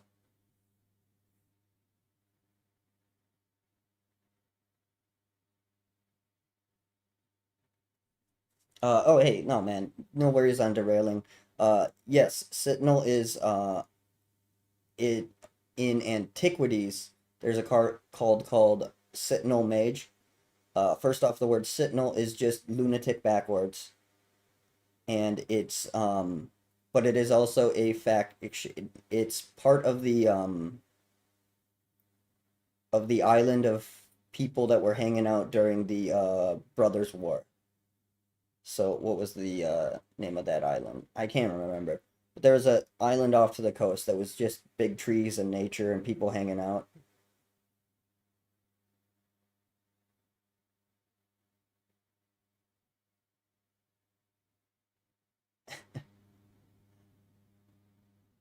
But yeah, the word Sentinel appears a few different times in old Magic. It it appears in new Magic too, very rarely. I think it was in the Brothers' War because that would make sense. Um, yeah, I've done draft reviews of pretty much everything up to Fallen Empires, except for like I only did ABU. I haven't. This is why I'm streaming this. 'Cause Revised is a reprint set, so I've technically talked about all these cards before. Um, I think any of the sets can make a good cube. it just depends on like what cards you enjoy playing with. Um, I think the further back you go, the more curating you need to do because they weren't designed that way. So like if you were going to do I think doing a cube of revised or ABU works pretty well because the cards were actually tested in that manner. So it you can kind of just throw it together and you'll have a decent play experience as long as you appreciate the play experience that it's trying to offer. So that's kind of a hard question to answer. I would say stuff like Antiquities and Arabian Nights specifically are pretty hard to make work in a cube. They are pretty slow, pretty not fun to play with, and the effects are just kind of, yeah, Argoth and Yavimaya. Yep, yeah, exactly. Um, but the further up you get, pretty much any set can make a fun cube. It just depends on what cards you like. Um, but also you can just go to like Cube Cobra, I think is what it's called. And there are tons of curated cubes. So if you just search for something that interests you in Magic, somebody has tested a somebody has tested a cube of those cards probably. Um, but yeah, I guess let's move on from Guardian Angel.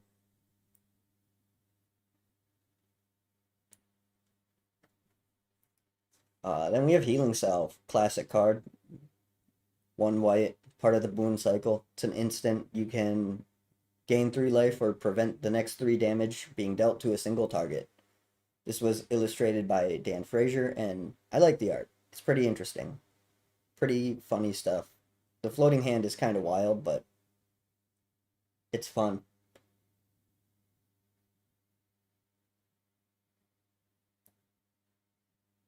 Yeah, exactly. It's unbolt. 100% correct. Healing Self is actually interesting. It often gets like laughed at today for being a bad card, and people are not wrong, right? It is kind of a bad card. But it's also not necessarily the worst card. Like there is more uses to this than you would think.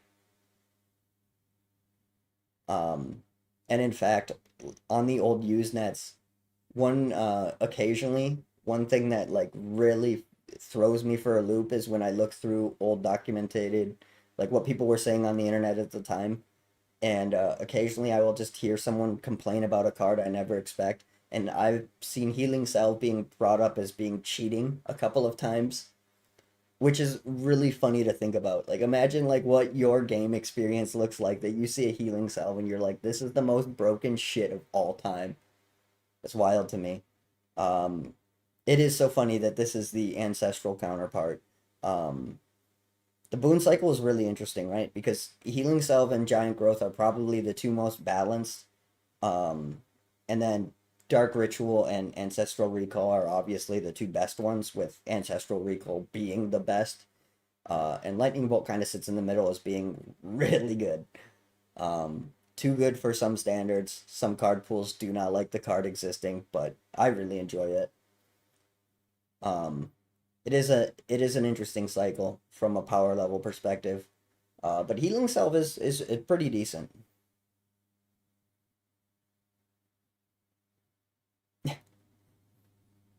Yeah, I mean, well, everyone's window into MTG was incredibly limited back then, right? You got to think most people were playing with like starter decks were like 4 packs smashed together, and like some people were playing with just starter decks, right? So they're playing 5 color decks with basic lands.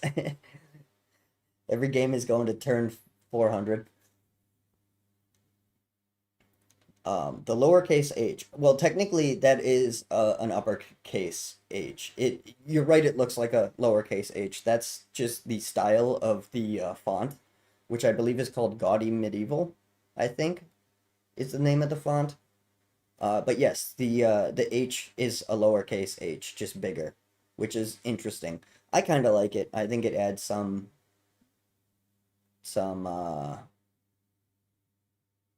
personality, I guess. Um, but yeah. Uh, Frazier's background. Yes. Yes, Darth themed. I also really like Dan Fraser's backgrounds. The stuff on the Moxen, the stuff on Healing Salve and stuff like that. I find it really, really funny.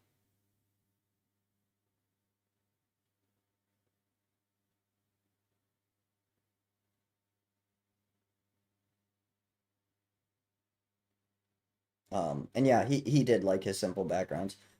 Um, I also like them. I think they're cool. It's just another unique way of showing off the game, right?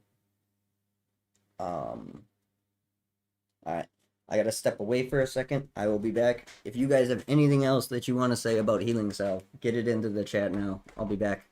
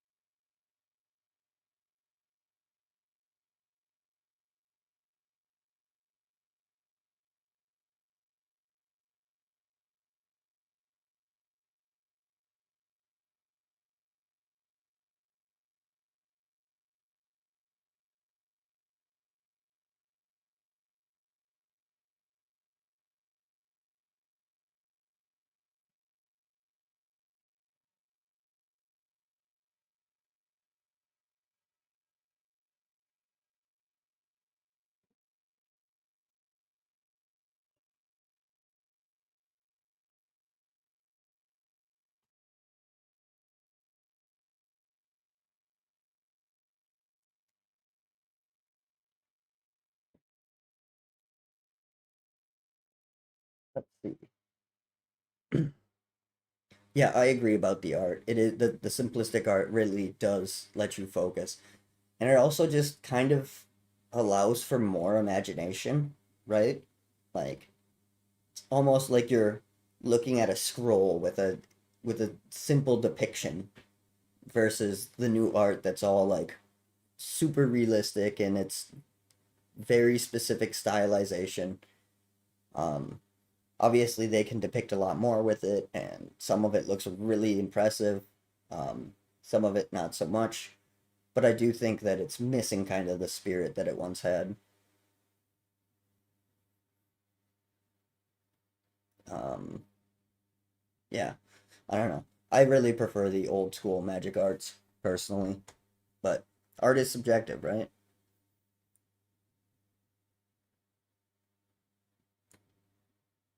Speaking of art being subjective, next we have Holy Armor. This was illustrated by Melissa A. Benson. This piece is funny as shit.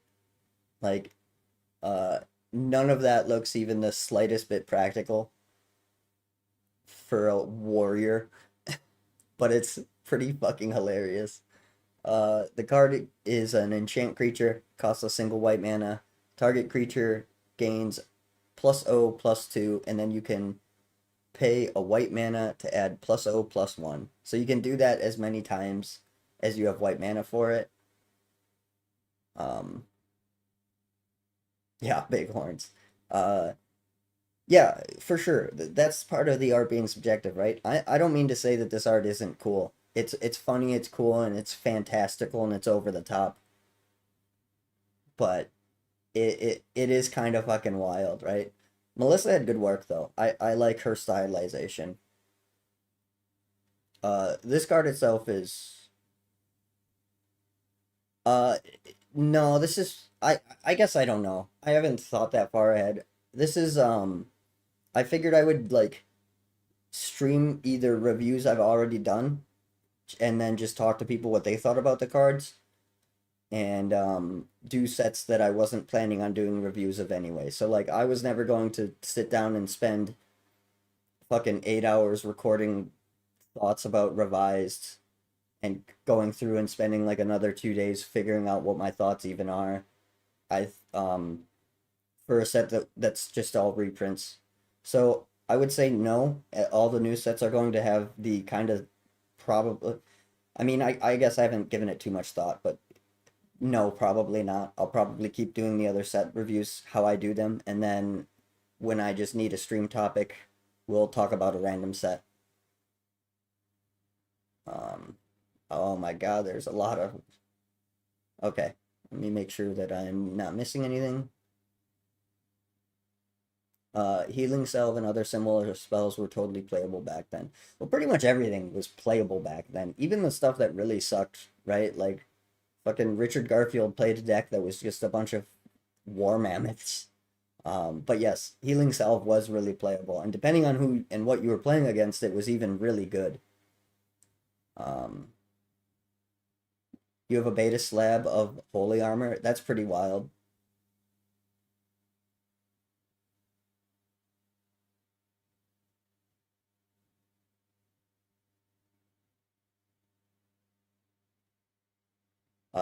Yeah, Blue Blue. It's so funny. Insane Abs, Morningstar only buffs toughness. Yeah, yeah. Well, the Morningstar is or the triple flail Morningstar thing isn't a holy armor, right? That's his weapon. But about the mechanics of this card, it does kind of suck. Um, yeah, the scale cape. Imagine what it sounds like when this person tries to do anything, just planking constantly. Um, some of the old art is really bad. I mean, depending on what your opinion of it is, or all of it's kind of bad, right? Like some of it, like most of these artists were like still in art school in college, right? Um, but all of it has its own charm. Like a lot of it I really really like. Like art doesn't have to be because like what do you even mean by bad? Like do you mean not the most like it's just such a broad definition, but most of the art is quirky, I would say, if I was trying to be especially polite about it. But I really do love it, most of it.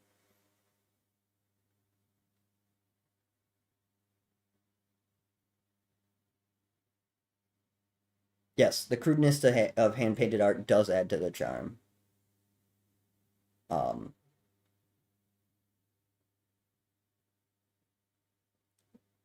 I'm glad you like the concept. Yeah, this is kind of the initial test of this concept of this idea. But when I streamed for the first time, I streamed Chandelar, and I had a much higher response than I anticipated, and I found out that interacting with chat and talking to everyone was probably my favorite part. So I thought this might be a fun idea to try, and so far it's been going pretty well, I think.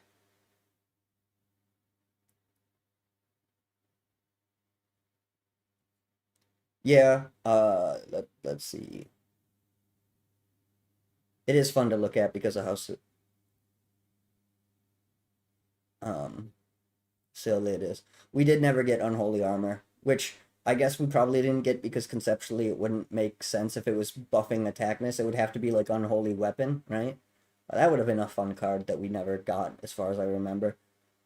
Um, you mean bad like Word of Command? See, this is where I would push back too. Yes, I see what you mean when you say bad like Word of Command, but Word of Command, that art was made. Uh, how was that art? I think that art was made digitally too by Jesper. I can't remember the story on it exactly, um, but Word of Command was put together like last minute by Jesper because they needed the art for something. I'm not entirely. I'd have to go back and like look at all the old sources to remember exactly what happened. But there's a reason that art is the way it is. Um, and even then, I would say I wouldn't necessarily call it bad. Like you could argue that it's lazy, sure. Um, but it is kind of a cool idea. If every art was similar to Word of Command, then I would see a problem. But uh, I'm pretty sure Word of Command is not a zoom in of Howling Mind. It seems like it is, but I don't think so. Um, I looked at the arts a while, like it was a while ago when I looked into all of this. Um, man, it's hard to keep up. Stasis is fine art, genuinely. Stasis was actually done by by an actual artist. It was Richard's aunt, I think, but she's like a actual artist that like world famous art. And she's like, "Yeah, okay, I'll throw something together for your cute little game, nephew. Here you go. Have a piece of art." Uh but yeah, Stasis is great art. It's the only piece she ever contributed because she had better things to be doing. But I also love the Stasis art. Um,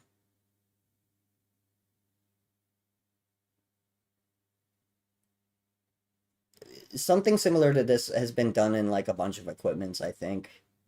I don't think this is a particularly rare idea, so much so that they call it butt pumping in a lot of communities. Sometimes it appears just on the creature, sometimes it appears on an enchantment or um,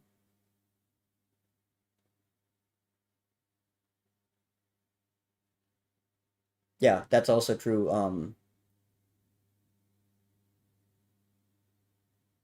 Could have given minus O minus two. Yeah, that would be a good way to do unholy armor.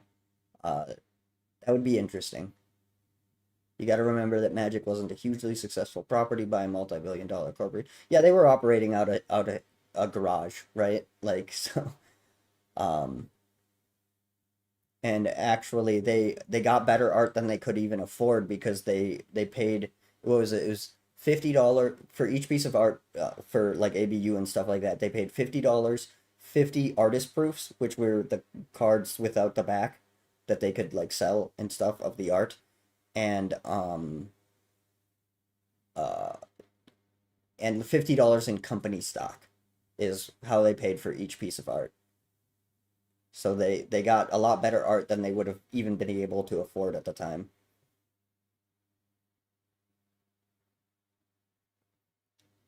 Sorcery, yeah, uh sorcery is definitely something to look into. I've haven't looked into it much myself. I've heard the art is fantastic. I've heard a lot of people really enjoy it. But I just haven't looked into the game myself. I heard it's definitely different. Like if you enjoy Magic for the mechanical aspects of it, you might not be super into sorcery. But I can't really speak on it because I've that's just what I've heard off of like in YouTube comments of people on Reddit, right? Um,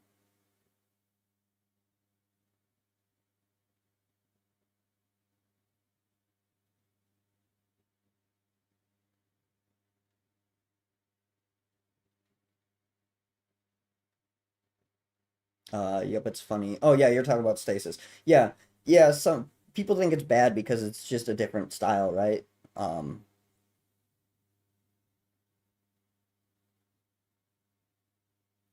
a garage and a living room. Yep, yeah. And then yeah, exactly. Well, art is subjective, right? Like if it brings you like if it launches dopamine into your brain, it's a perfectly fine piece of art. Like if it makes you feel something and you are not upset about having that experience, then it's a good piece of art. The rest is just up to interpretation and opinion. Um yeah, it's not the same as Magic, but it scratches a similar itch. Yeah, so that's pretty much what I've heard. If you're curious, go try it.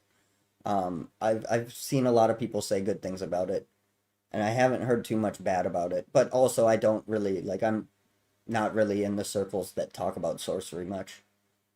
Um, I guess there's nothing really. We haven't even really talked about holy armor too much. Butt pumping. It's not great. The art is perfectly fine. I like Melissa's work. This one is hilarious, but I like most of her other work in like revised and ABU better. Um, but this is really funny. The red trim work is nice. Good feature. But let's move on, shall we?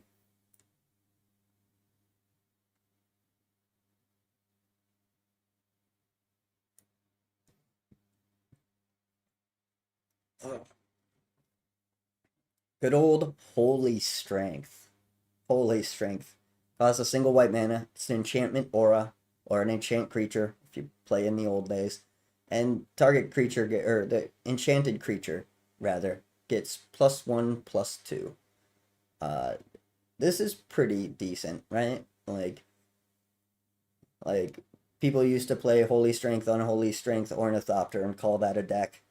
Um, this has definitely been power crept about, but back in the day, this got played a lot. This and Unholy Strength were cards that people played a lot. You could do some funny things with it. Um, it's pretty simple. I would say Unholy Strength is a better card because generally pumping attack is better than pumping power. But of course, like anything, that depends on the situation that you currently find yourself in.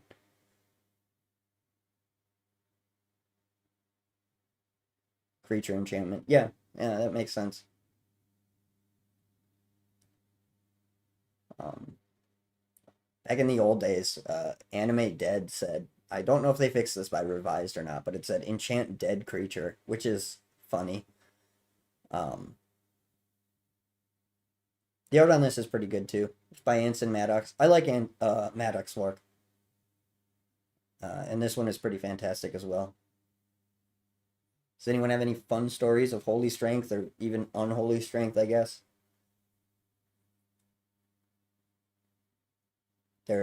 There isn't too much to say about it, right? It's just a pumping spell.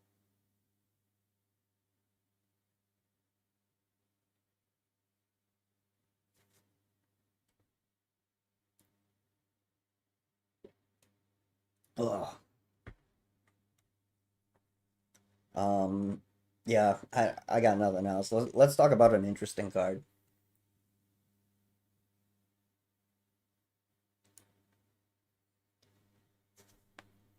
Island Sanctuary.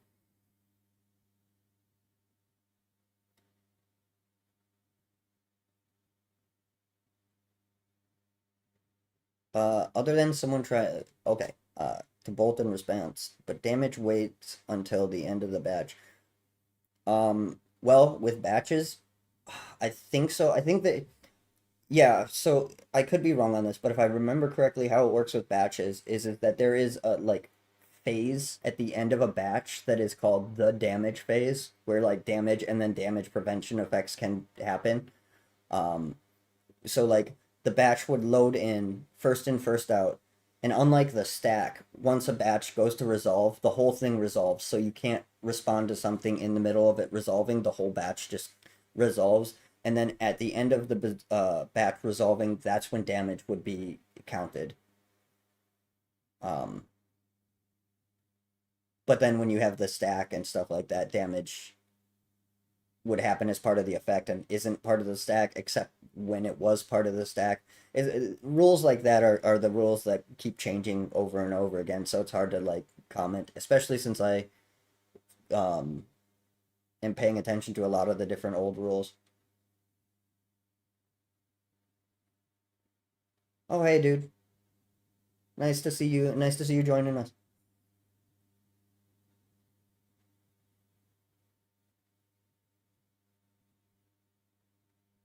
Yeah, yeah, I think you're right, Jensen. Um, did I miss anything else there in the chat?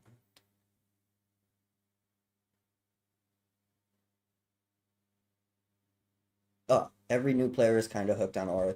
Yeah, new players really attached to them, right? Because it's visceral, right? Like it feels like you're powering up your things, you're making your things stronger. New players aren't really thinking about stuff like card advantage or being two for one or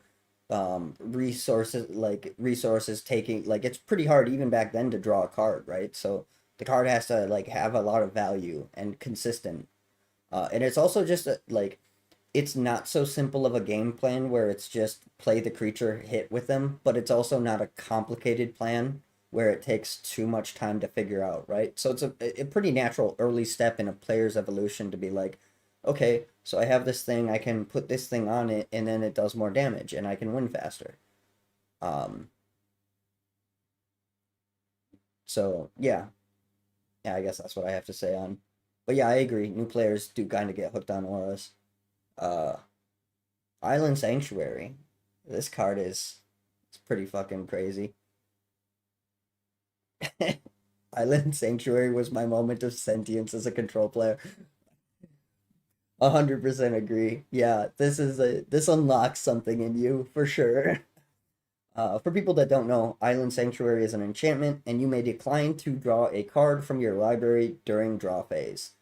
In exchange, until start of your next turn, the only creatures that may attack you are those that fly or have island walk. So unless your opponent is playing flyers or island walk creatures, and you also have an island, because you need to have an island for this to, but you probably have an island, because this is a control player's wet dream. But this thing is fucking nasty, especially in like a card pool like revised.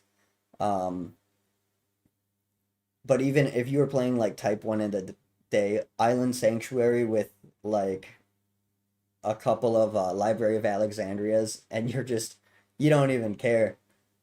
But this is one of those cards that like when a new player runs up against this, it is a brick wall. Like what do you like if you didn't know something like this exists, and this just got hit on you, and you're not running Disenchant because you think it's stupid or don't understand how good it is. The Island Sanctuary is just gonna bend you over. There are some like a lot of decks, especially back in the day, that just have no other way of dealing like with winning the game, like unless they have flyers. And because like as a control deck, now you don't care about their ground creatures at all. You just keep fucking countering or blowing up their flyers, and bada bing, bada boom. This is brutal. It's kind of similar to like the circle of protections, and right, like it's either this is pretty easy to deal with because you are like focused on dealing with it, and it's really fucking good, right? Like either you don't have a way of dealing with this and you just are fucked, or you do have a way of dealing with it and it's okay. Um, Being able to skip your draw step also is something weird, right? Because it seems bad. Like first first it seems whatever, right? When you don't know about card advantage and stuff like that. And then it seems really bad when you get to like understanding card advantage. But this can help you in some weird ways, right? Like anti-mill.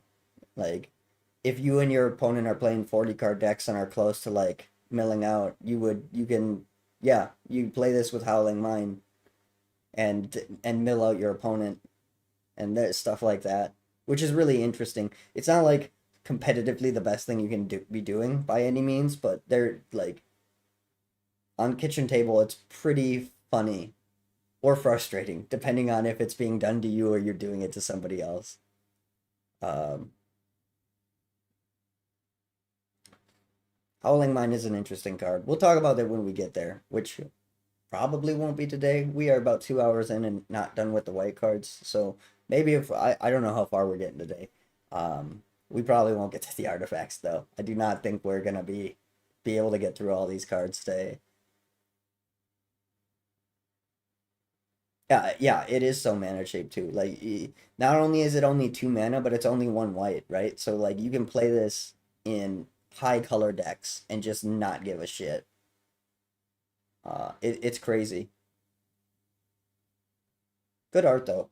I don't think I mentioned the art on this already. Illustrated by Mark Poole, and the art is phenomenal. I really like it. Island Sanctuary is a really cool card conceptually. It's pretty busted though. Um, Unless you're playing against somebody that doesn't care about attacking or is using flyers, it's uh, it's a card that falls off, right? Like at levels of play, I don't think this card is particularly good, but it is just it just pub stomps really well. Um, but yeah, Island Sanctuary. It's an interesting card. Oh, Amnesia's fantastic art. We won't be talking about that card today, but the art for Amnesia is fantastic. Let's talk about Karma.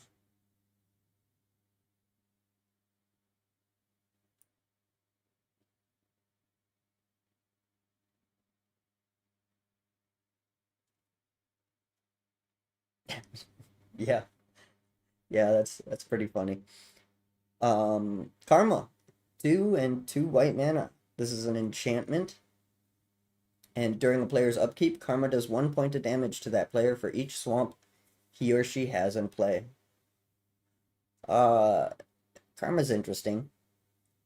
If you if you're slipping this into your deck before you play against your friend that only collects black cards, this is really good.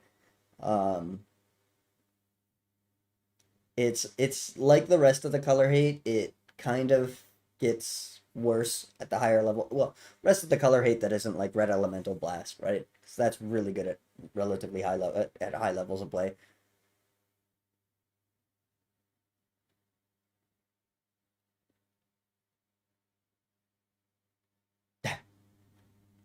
Yeah, that's true. Everyone remembers Earthbind, but not Karma.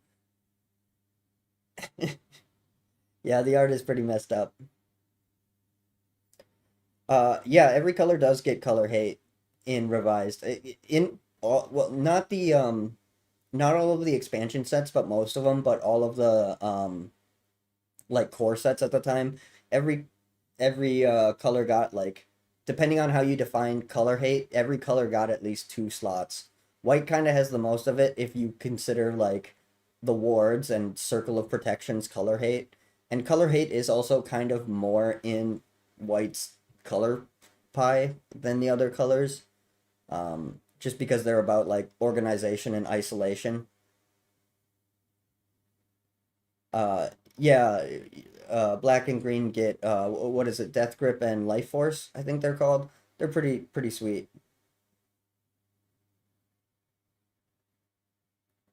Yog's Tomb can be played on mono white decks. I've seen use Karma as a win con. That's interesting. Yeah, I could see that happening. Like Karma definitely has that going for it. And like Karma is one of those cards that like if it's a problem, it's a fucking problem. Con Conversion is in revised. We've already talked about it, but yes. Oh, using it in command. Okay, that makes sense. Yeah, yeah. This could be. How mad do people get? It's pretty funny. That's a pretty funny win con in Commander. Um, yeah, Urborg with this is mean. Even back in the day, though, you could do some stuff with this because if you played white black, um, which would obviously the karma would deal damage to you, but you could cast Evil Presence then on your opponent's cards and turn their lands into swamps. Evil Presence we'll talk about later, but that's a pretty interesting and good card. Obviously, that strategy would be kind of dumb because Karma would definitely be hitting you too. But there is some things you can kind of do with it back in the day. Karma is interesting. Um, it is without like Urborg, there it's pretty inconsistent. So this is more of a sideboard card at the time. But if someone drops a karma and that's a problem, it's a problem. Richard Thomas did the art, and it is pretty interesting. Um, yeah, yeah, I don't have much to say about it. What's the white aura that gives plus 1 for each land you bounce to your hand? Oh, that I don't remember. Um, I do not remember what that one is. Maybe some chatter will figure it out. But yeah, that's karma. It's like all color hate, right? Like it's good when it's good and it's bad when it's not relevant.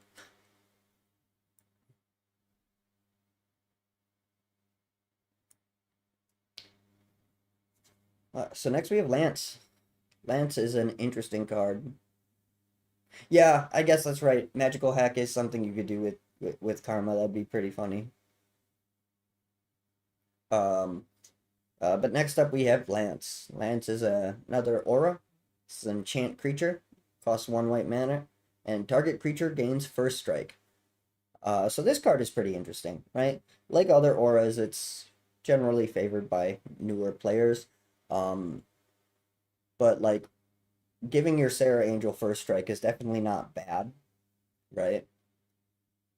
But also, is first strike worth a card? Probably not. Probably not. The art's fantastic though. Rob Alexander is great. But yeah, I don't fucking know. Um, I'm trying my best to be charitable with all these cards, but Lance is one of those that you'd probably just pass over and not do anything with. You'd have to like specifically build an environment for this would be good.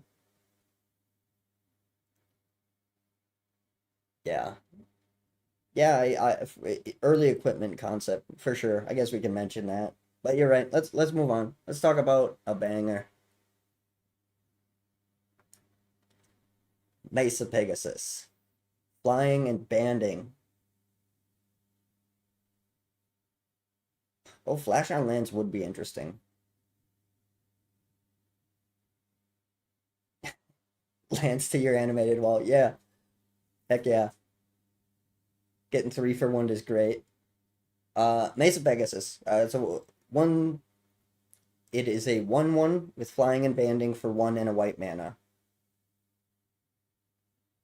Yeah, even in limited lands is hard to justify. Mesa Pegasus is awesome. First reason it's awesome is the art is just phenomenal. This might be the best horse in early Magic art. Um, so the art is phenomenal. It's just fantastic. This is one of Melissa A. Benson's best work. Um, and it is a flying 1/1 with banding. So you get 2 keywords for 2 mana. Yeah, it being a 1/2 would be nice. Like the rate isn't terrible for the time. Cards back then really kind of sucked. Um, this is not a bad rate for at the time. And if you were and this would be really great if you got an Island Sanctuary put against you, right? Um, yeah, it's fine. If you're going for a weenie style, like by revised, there are probably better things to be playing than Mesa Pegasus, but this isn't like the worst thing you could do.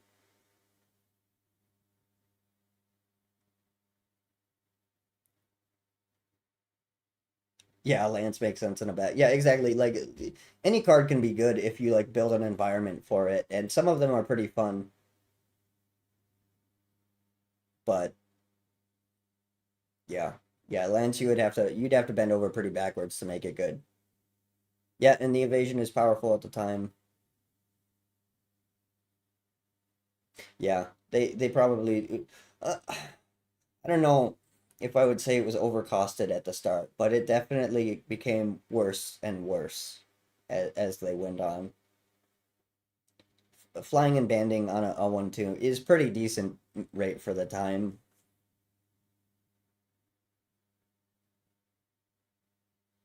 Yeah, that's a good way to look at it because if you look at it, if you compare it to say Banala Shiro is a 1/1 with banding for 1 for a white mana.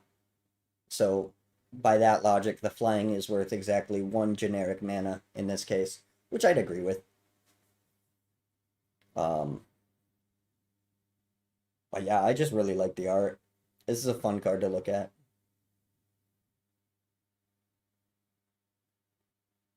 Um, I don't know that I really have anything else to say about it though.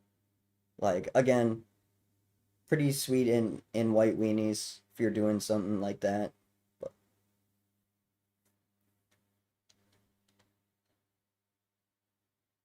yeah, I got nothing else about Mace Magnuses. So let's move on to Northern Paladin.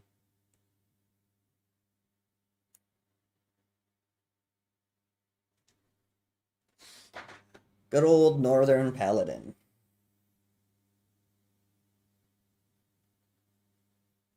Yeah.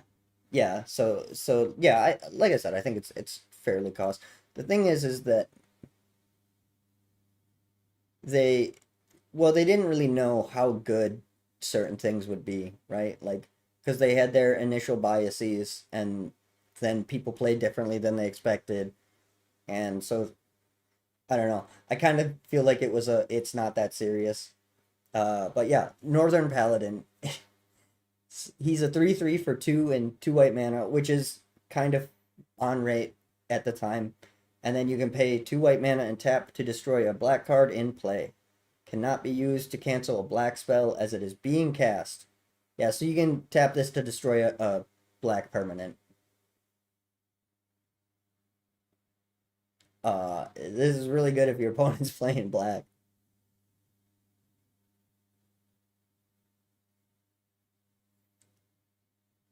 The pre-alpha playtest. Yeah, so if you go to, it's called Magic Liberties. It's some weird combination. Um, but they have access to not only all of the, or not all of, but as much as they could find of the playtext cards.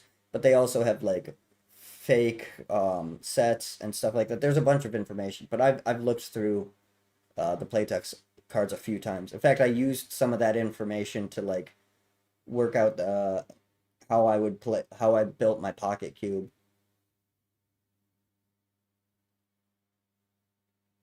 All right, see you, Jensen. Thanks for chatting. I appreciated the conversation. Yeah, Andy's got a chiseled jawline.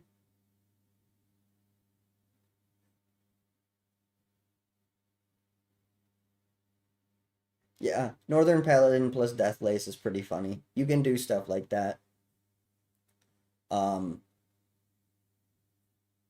Northern Paladin is definitely interesting. It's good against black cards. You can do the whole change the color and then use the color hate card thing. That never got super popular, and I don't think it's because people didn't try it. Because the changing cards, we haven't talked about any of them, but the color changing cards are interesting, right? Like you read something like that and you're like, what the fuck do I do with this? And then you kind of just want it to be good because it's such a like it scratches such a creative part of your brain trying to like figure out how to make that work. Um, but it rarely turns out to be worth like it's just better to play better cards.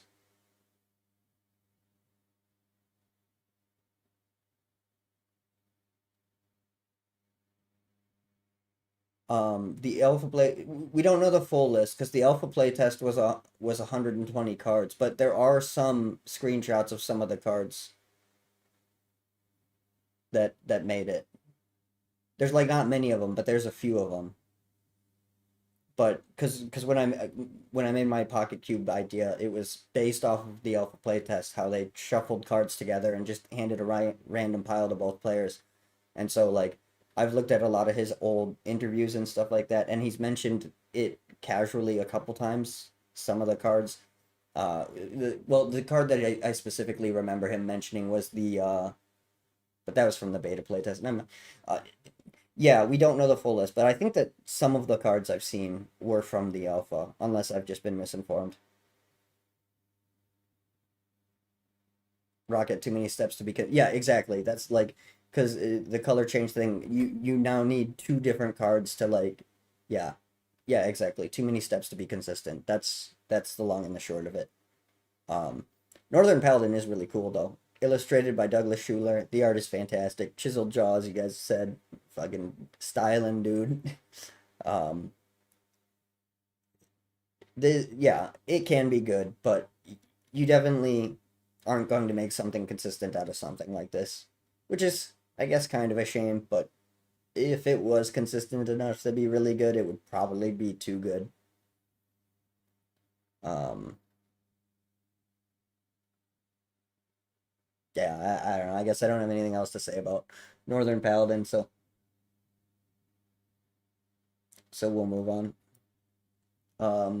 Yeah, yeah, it is a cool. Thematically, it's a really cool card, right? Like, and that's another thing to remember, especially in like, because a lot of these are reprinted off of Alpha, so these cards were like designed flavor first, and then mechanics to describe that flavor.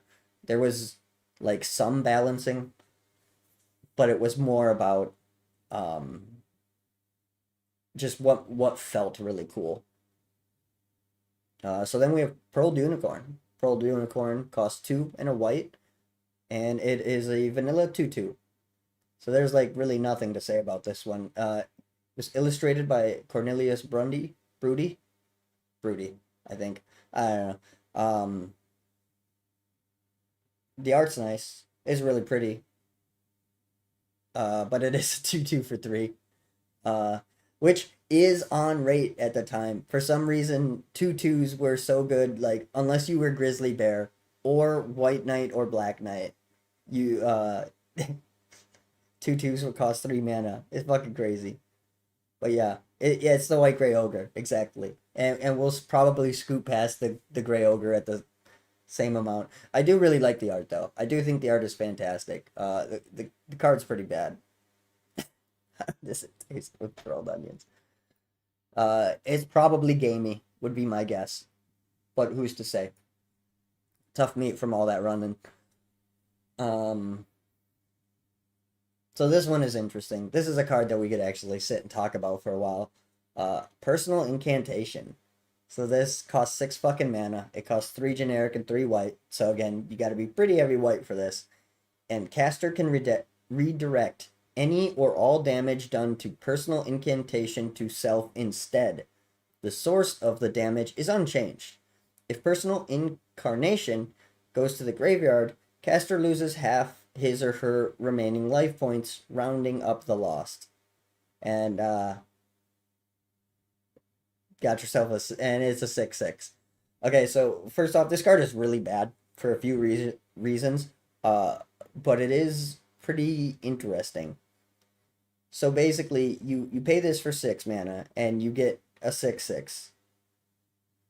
And any damage this thing takes, you can instead put to your life total. And yeah, and then when this dies, like, yeah, when this dies, you lose half your life points. It's kind of not worth it. Uh, but yeah, the art goes crazy. This was by Kev Brockschmidt, and a lot of people really like the card, the art. It's not one of my favorites, but it's not bad either. Like I really like the coloring specifically, and kind of has Super Saiyan vibes to it. Uh, the art goes hard for sure. And thematically, it's amazing. You're right. This from a thematic standpoint, this is a really cool concept. Yeah, that's true. Swords to Plowsharing this doesn't really do anything. Just gives you +6 life, right? Um, but like if you're getting walled on by a 6/6, it's still probably right to just do it, get this thing out of the way. But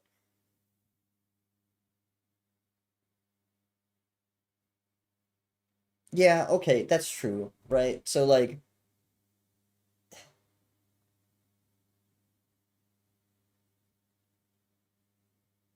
giving it to an opponent and nuking it would be really funny. Yeah. Um, yeah, you're right. It's not that bad. Okay, it's still a 6/6 for 6, right? Like, but the second you talk about like, oh, I'll just bounce it whenever they like try to destroy it, that now you're like, there's too many parts for it to be consistent.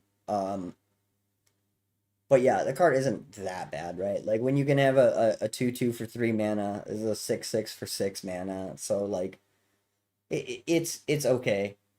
It's not great though. Like most of the bigger creatures in these early sets are pretty bad just because of how afraid they were. But it doesn't even have trample or anything, right? So like this could get chump blocked for days. Um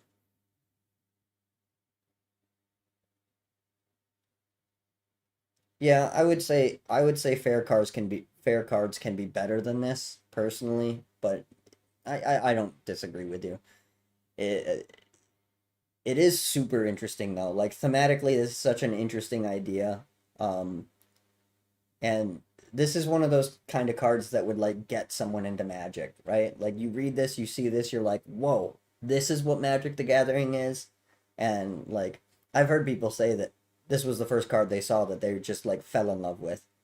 Um, so it definitely deserves some appreciation just for being interesting.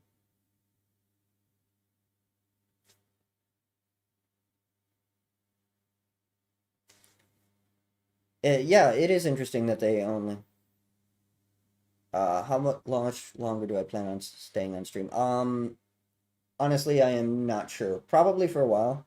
I might take like a break and eat some lunch at some point and then maybe stream longer.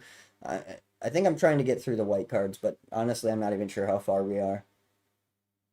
Um, yeah, the old text is easier to understand. If you want to, the white Shivan Dragon, nah, that I disagree with. Um, it doesn't have flying. It doesn't have a way to like pump its power. Shivan Dragon is way better than this. Da. It's interesting that they gave it. Yeah, the creature types are weird early on. They did all kinds of different things. Yeah, well, at the okay, let me rephrase. At the very least, we will get through white. We will at the very least get through the white cards. From there, I might either stop stream and go eat and take a like a lunch break or whatever, and then come back in and hit the blue cards up, and then we'll talk about the blue cards. That's probably what I'll do. Um, summon a rock sled. Yeah, you get it.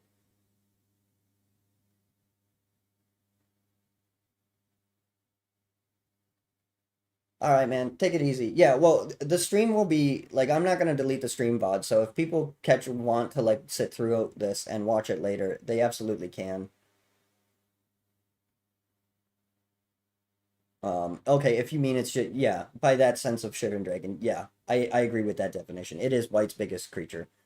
Um, but I would say Sarah Angel is closer to Shivan Dragon, just for being actually valuable, or more valuable than Personal Incarnation, at least in my opinion. Da da da da.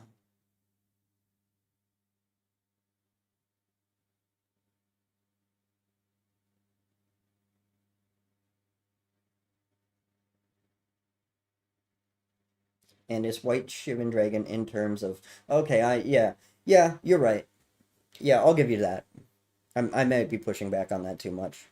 Um, I learned about this card not when Magic first came out, but after I had been playing Magic for a few years. So I had a different initial reaction to it than most people would, and that probably colors how I view it.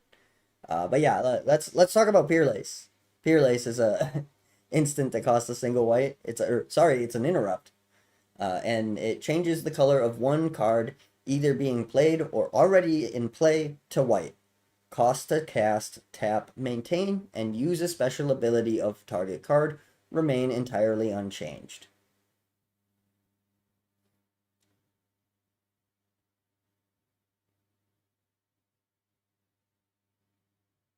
Yeah, well, yeah.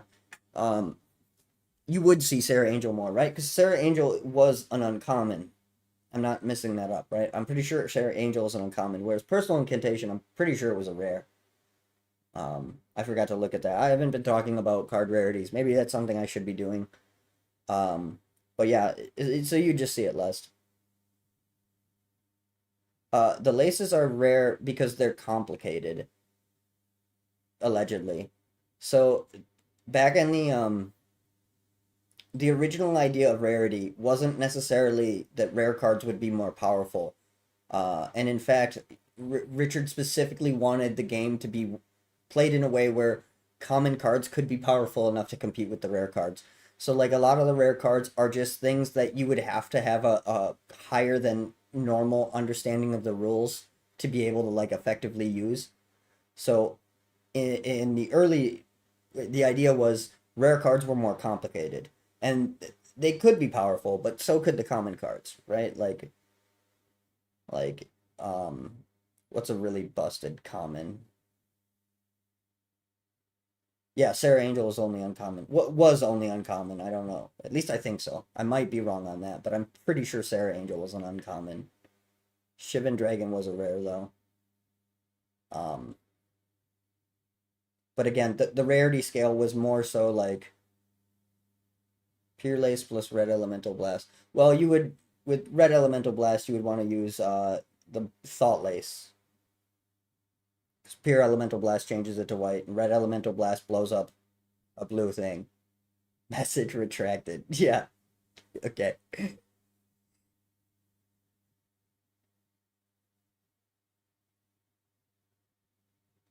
Yeah. Yeah, that with ABU, the lands were filtered in through the slots, and in the rare slot, it could be an island, which is interesting.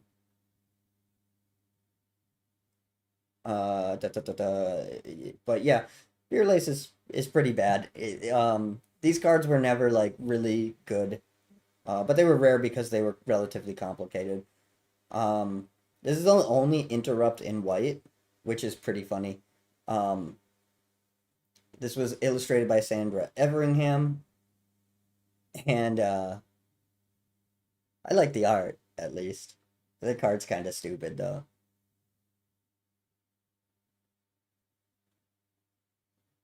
Yeah, yeah, that's another thing about the laces is so many people want them to be good. I kind of want them to be good. It's such a fun idea that they toyed with it for a while. They never really made it consistent just because it requires like to do anything, it requires two cards already instead of one, right? White was too polite to interrupt. Yeah. Um, so the whole like idea, I don't know that there's a middle ground that they could find where it was consistent enough to be good at a decent level without just becoming too good.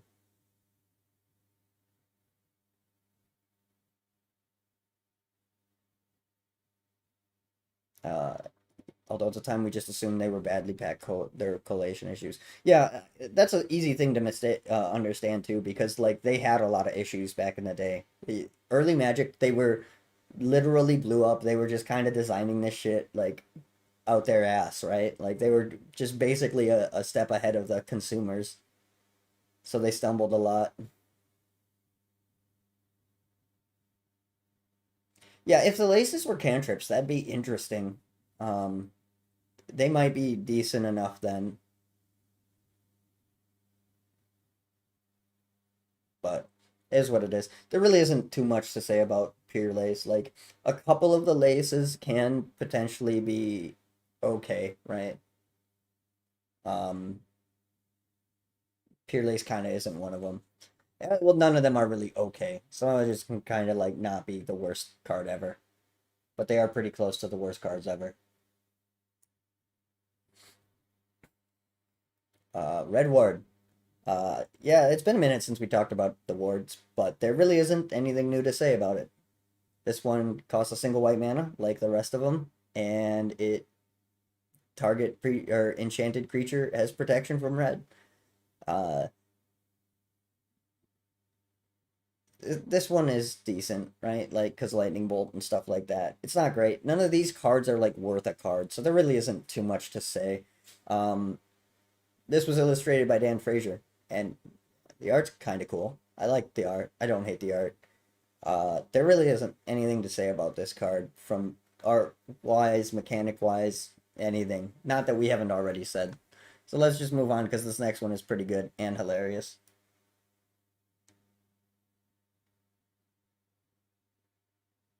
Yeah, the words do look cool at least, right? All right, Resurrection. This is a sorcery that costs 2 and 2 white mana. Take a creature from your graveyard and put it directly into play. Treat this creature as though it were just summoned. Uh, so this is white reanimate that costs 4 mana. And you don't have to pay the life. Yeah. The artwork is hilarious. I'll let you guys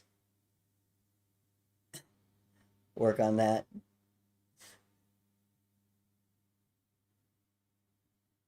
Yeah, it's still a playable card.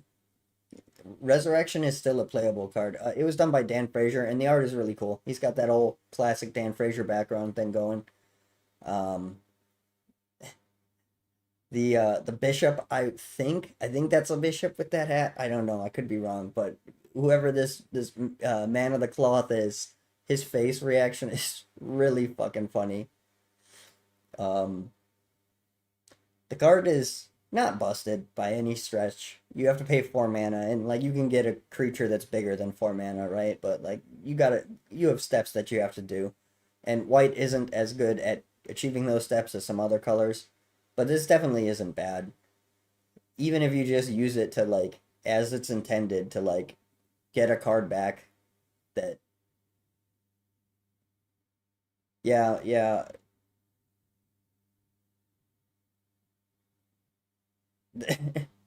Yeah. Yeah, there's some implications in the art. I completely agree. It definitely kind of looks like some of that stuff is happening, right? I think this one connects to one of the mocks.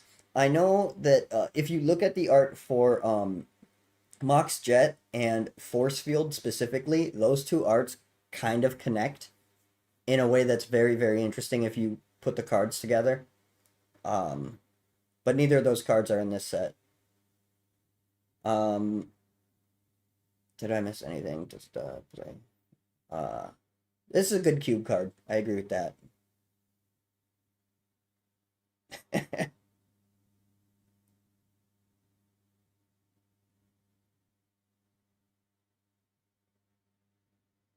um, yeah, yeah. I guess that's all I have to say about it.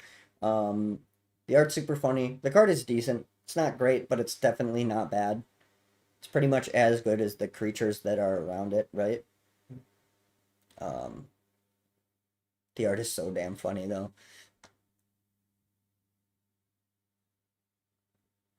The War Chiefs cycle are wearing mocks of their colors. That's cool. I like when they sneak the mocks into to artwork.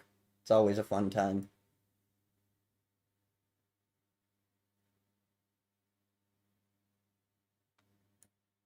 Yeah. Now that's some artwork right there.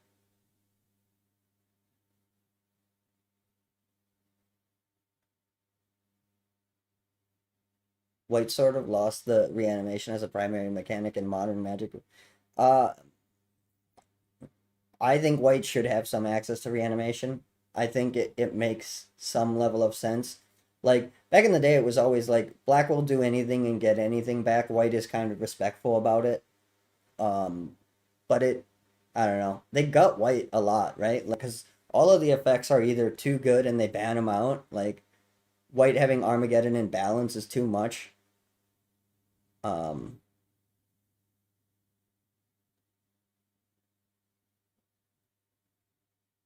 but yeah,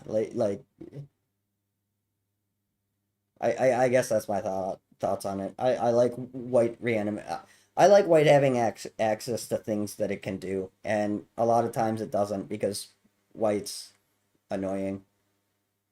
But yeah, they are decent at resurrecting weenies, which is probably a fair place for it, I guess. I don't know. I don't play enough modern Magic to have too many opinions on it anymore.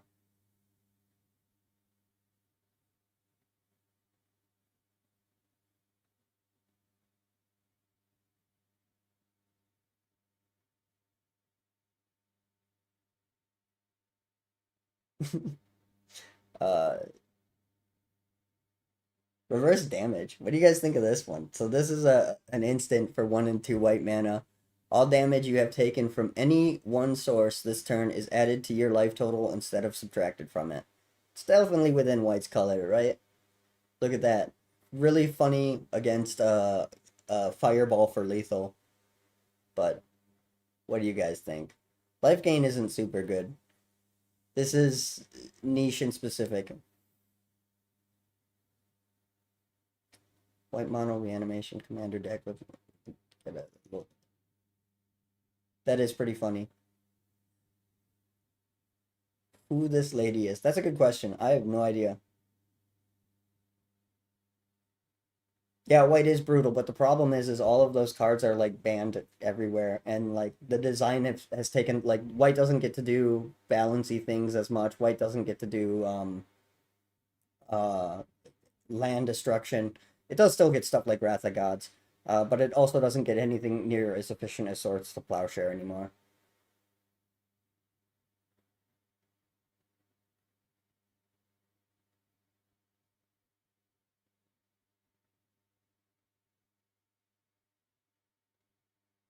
Yeah, yeah, it probably is stronger as written.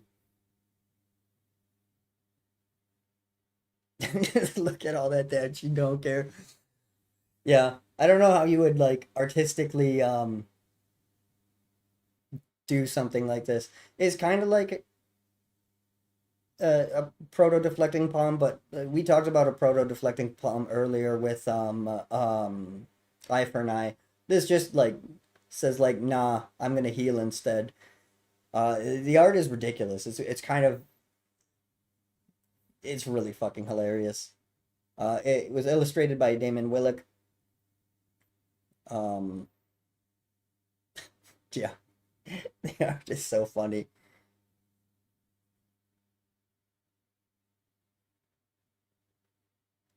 Yeah, as written, it does sound like for the rest of this turn, that's just how it happens. Of course, then you would just end the turn, which of course could be really bad for you if you were trying to kill them this turn. Uh, I don't know. Reverse damage is one of those things that's just a pretty niche. It can buy you some time if you're playing against someone who is trying to kill you with damage, which, to be fair, like 90% of your games, that's what's going to be happening. Maybe even more. Um, the two white pips are pretty rough, so you got to be like mono white. And also, I don't know. I just don't think in most decks you'd have room for this. So you'd like much rather just be doing white weenies and Armageddon as fast as you can to run them over. But it's certainly not like the worst card ever. It's pretty fucking funny though. Yeah, that's a good way to boil it down. When it works, but most of the time it does nothing. Or it's just it yeah. It's too many resources, too niche of an effect.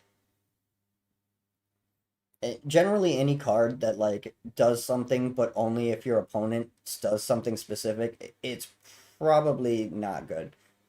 Um and yeah, it doesn't stop life loss. Technically, I don't know if that's changed, so I can't speak on like more modern card designs, but back in the day nothing would life loss could not be prevented. That was like a very specific balancing mechanism that they had in place. Usually life loss came from costs and they didn't want you to like go around that. Uh, but from one hilarious art to another, let's talk about reverse polarity. Reverse polarity. 2 white mana for an instant. All damage done to you by artifacts so far this turn is retroactively added to your life total instead of subtracted. Further damage this turn is treated normally. Yeah, exactly. Damage equals life loss, but life loss does not necessarily equal damage. Yeah, that's a good way of thinking it. If you thought that last card was kind of stupid and niche, this one is the same thing, but only affects artifacts. So like rocket launcher is a card that exists that this could do something against, and if you ever have that set up, that is like the most like pro gamer thing of all time. Uh, but yeah, yeah, exactly. This classic card compares badly to counter spells and removal, right? Because it's more niche and it's just bad. It's just bad. It's like where how often do you even find yourself into a situation where you need to deal with this, and then you also need to draw the card and have the mana open it up at the same time, which like you can say about anything, but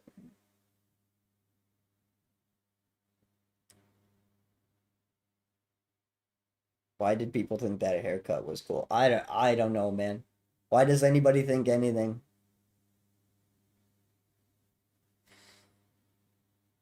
Yeah, it's solid against the Juggernaut. Yeah, I'll give you that. Juggernaut's pretty good, but also wait, you could just lightning bolt the Juggernaut, right? That card is way more versatile. There's way more situations where I'd prefer to draw that. Uh, yeah. Well, not for infinite life. For as much mana as you have, you could do that if you want to take a really long time to lose a game for some reason. I guess. Funny, funny idea. Uh, the art is hilarious on this. I don't know what this. It's not serious and it's really fucking funny. This was illustrated by Justin Hampton. Um, Yeah, like I don't know. I don't know what else to say about reverse polarity. It's just more niche reverse damage or whatever the last card was called. This kind of thing is unforgettable and bad. So let's just move on to an interesting card. Or a quasi interesting card, rather. Righteousness. Yeah, Juggernaut is way more fragile than most creatures, which is honestly a really good thing because Juggernaut is brutal. Juggernaut is really good. It can't be blocked by walls, which is not super relevant, but it is worth noting. But it's a 5/3 for 4 mana. That's actually insane by the time standards. But yeah, it gets hit by fucking everything.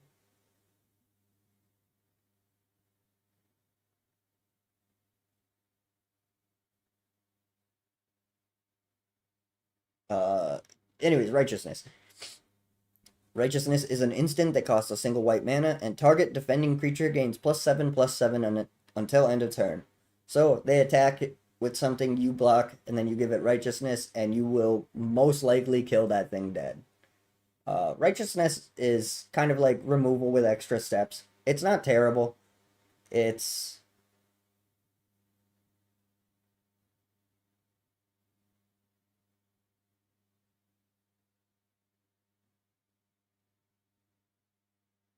yeah, that's exactly right. Uh, the arc.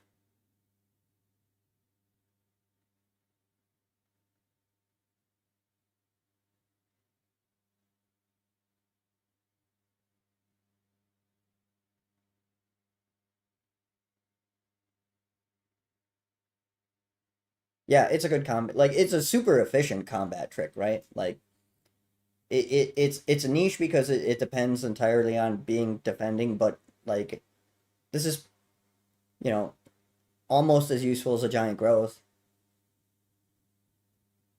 Uh, but yeah, righteousness does only work one time.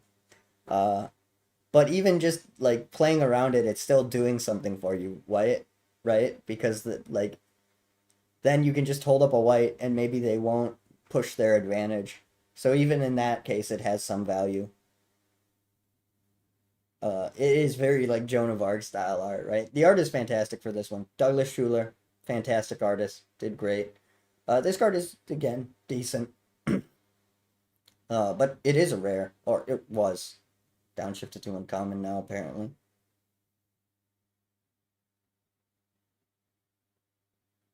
Um, yeah, flinging this at someone that's pretty fucking funny. Um, I guess there's not really much else to say about righteousness, right? It's pretty simple.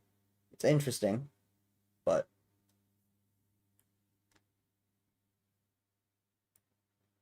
let us check out the Samite Healer.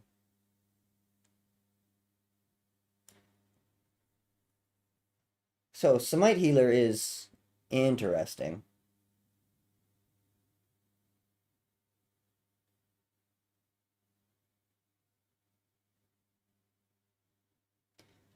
Smite Healer is a 1/1 creature for 1 and a white mana, and you can tap it to prevent 1 damage to any target. So this is like the reverse Prodigal Sorcerer. um, and this card is like, in situations where it's valuable, it is incredibly valuable. The problem is it's kind of a yeah, the anti-Tim. It it's kind of a what do you, the cost to do this is kind of high, right? It's like you got to spend 2 mana on a 1/1 that kind of does nothing except for when it does, and then also like you're not attacking with it. Uh, this could just get murderfied by a royal assassin, but it is interesting, and against certain things, it's pretty good. Yeah, yeah, it is pretty solid with banding, and in this is another thing that's solid in Chandalar. Chandalar is an interesting environment, right? Because Chandalar's environment is probably closer to what like real old school Magic was, where everyone just had random piles of cards, and some of them were good, some of them were bad. Um, Smite Healer can absolutely be useful in the right situations. It's certainly not like a busted card though, right? Um, the art is pretty sweet by Tom Warner-Strand.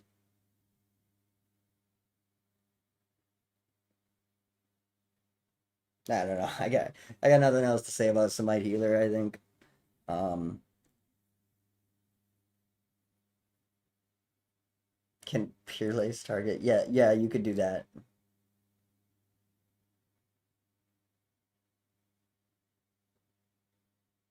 Yeah, those are the uses of Smite Healer, right? It allows you to block things you wouldn't otherwise be able to block, and it like forces like it pr gives you an increased pressure against your opponent. Um, when you first like, if you've never played with or against this card, it can look really innocuous, but there's definitely been times where there's been a Smite Healer on the other side of the field that it's just been infuriating. Um, but it's another one of those cards that like falls off as the power level increases, right? Like as people start doing more busted things and caring less about creature combat, it gets it gets a little worse. But it's definitely has some pretty impressive uses.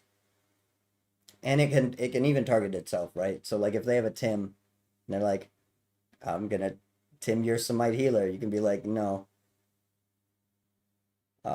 But let's move on. Yeah, he's really helpful with Birds of Paradise. That's true.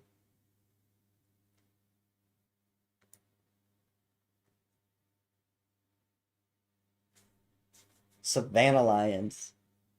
I love Savannah Lions. So Savannah Lions is a 2/1 for 1 mana, and it's a vanilla. It's straight busted. 2/1 for 1 mana. Crazy talk. Um, yeah, it's pretty good in White Weenie.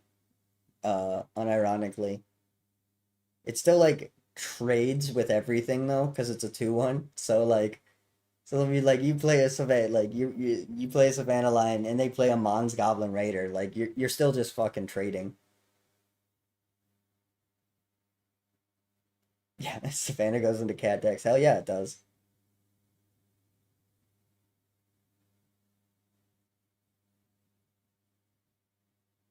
Oh, they printed Savannah Line in Foundations. That's a cool. That's a good place for it. That's really cool.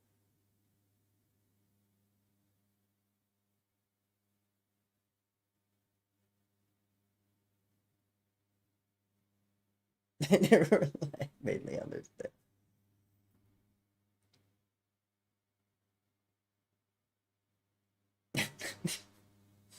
Yeah, Savannah Lines is perfectly balanced, right? Like that's like this is the game. Like this is what things should cost. The Savannah Lion is great. It's a timeless creature. It'll always be really fun, really great. Being a 2/1 is interesting. Hey, cats can be stealthy, even the big ones.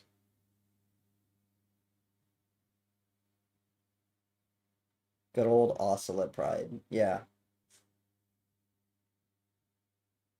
They've been power creeping stuff. Always have, but it's crazy. Uh yeah, I don't know. I love this one. It's illustrated by Daniel Gellin. I like looking at it. I like playing with it. It's a powerful card, but it's not like a bullshit card. Um yeah, I guess I don't I guess I don't have anything else to say about it. So let's move on to Sarah Angel. And yes, I was correct. It is an uncommon. Um Sarah Angel, so 5 mana, 3 and 2 white, 4/4, flying creature that also has vigilance. It doesn't tap when you attack, which is really good.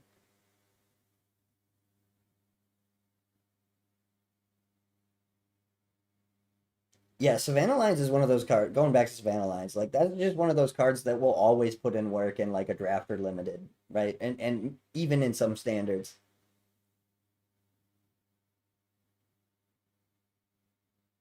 Yeah, 3/3 for 2 mana. Talk about fucking getting your money's worth, right? Uh, yeah, Sarah Angel is awesome. Yeah, Sarah Angel is great. This is a fantastic card. The art is super cool, done by Douglas Schuler. Otherwise, this is just like value. There's an argument for using Savannah Lines and Popper in White still today. Yeah, that makes sense. I'm not terribly surprised, especially in Popper, where the a lot of the high power stuff doesn't get made there. Yeah, yeah. Sarah Angel is definitely an OG win con. This is like one of the best ways to win the game originally. You have to hit 5 times. It doesn't tap, so like this won't get hit by like a royal assassin. It's flying, so it goes over most shit.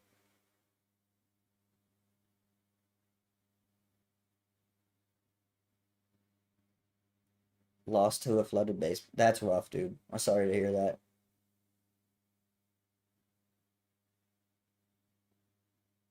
Yeah, yeah. Sarah Angel is really, really brutal against Stasis and Winter Orb. Definitely true. It's just busted. Well, busted is harsh. It's not busted, but it's great with a lot of things. It is a power, just a powerhouse. This is definitely one of the better like win con creatures. Like there's an argument that Sarah or that Shivan Dragon might be a slightly better creature, but these two are like neck and neck for the best creatures in this set. It is a good card. Um,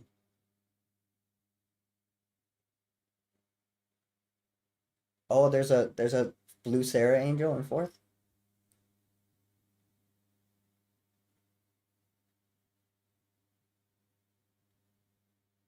Uh, Vigilance is it's just nice to have. The big things about Sarah, like Vigilance is good with the like stasis and stuff like that.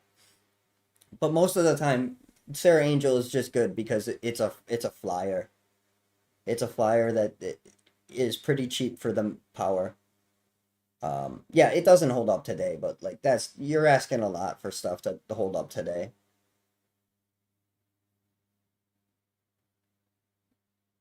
Um, but yeah, still decent in limited, and it has the time elemental art. Oh, that's interesting. I'll have to look into that. I don't know too much about foreign cards. I don't really look at them all that often. Um, but yeah, Sarah Angel's great, right? Like it's another like perfectly balanced, I would say. Um, yeah, and it's fucking legal and everything except for Pauper. Pauper players can't touch this. Um, I guess I don't know that I have anything else to say about it. Yeah, the art's great. Um, Douglas Schuler did a fantastic job with this art. Um, yeah, all right. I'm gonna move on though.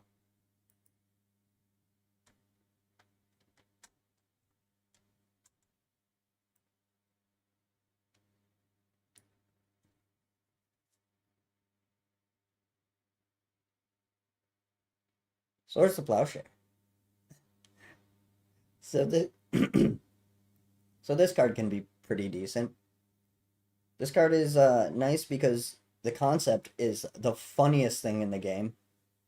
Like the flavor of what's going on when you cast this. Or some enemy just like drops their arms and goes to fucking mill wheat for a while. Uh, on top of that, this is probably one of the most efficient like removal spells of all time. It exiles, so it gets by like regeneration. It gets past a lot of other stuff. Yeah, it's pretty decent.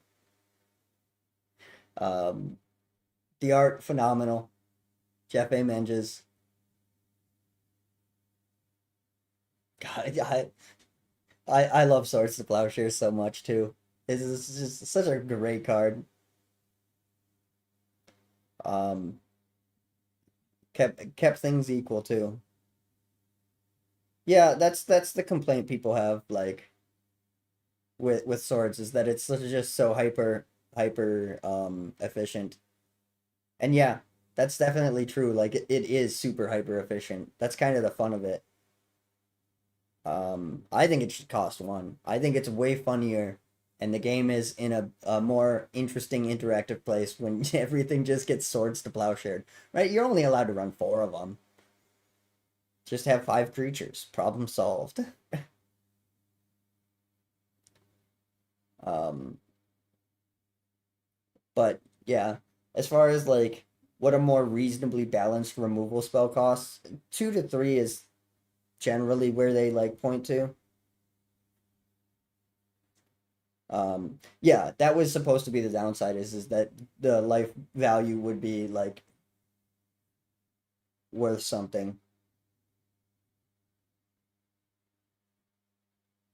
At the time, White did not have a lot of targeted removal. Well, they had this and Disenchant, which is like just as much, if not more, than everybody else, because that was like enough, right?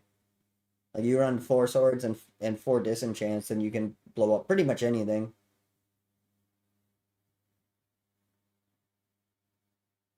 Yeah, that's another thing you can do. There's a clip in one of my Chandelar videos of me actually like winning a game because he used like Hurricane, I think it was. Yeah, I think it was Hurricane. Used Hurricane, and because Chandelar uses like the old batch system, when you go to zero life, you don't lose unless until the end of that phase. So I got hit with the Hurricane. I activated my Mishra's workshop, Mishra's factory, sorry. Turned it into a creature and swords to plowshared it to go up to 2 life, and then the next turn I think I like fireballed him for the win. So that's pretty funny. You can do some interesting stuff with it.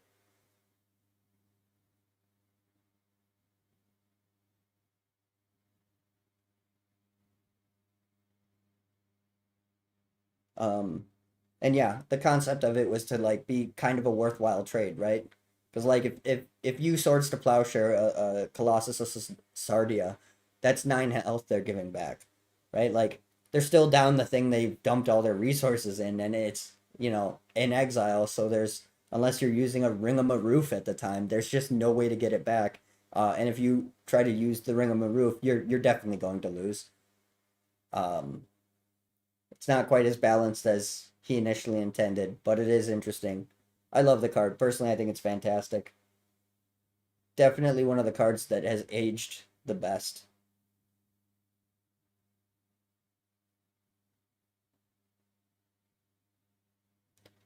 But yeah, I really like the cards that you can target either player with, right? Like even Ancestral Recall, I have been in games where I have like used an Ancestral Recall to mill out my opponent and win the game. It's just so cool.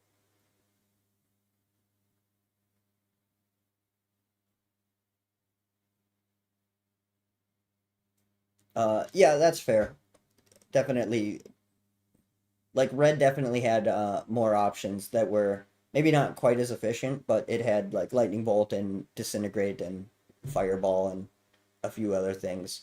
So yeah, you're right. I'll give you that. Um, and it was a known quantity, right? Like because it was common to or uncommon. It was an uncommon, so like pretty much everyone had one that was good enough at the game. So like you were expected to see it the second a planes came down.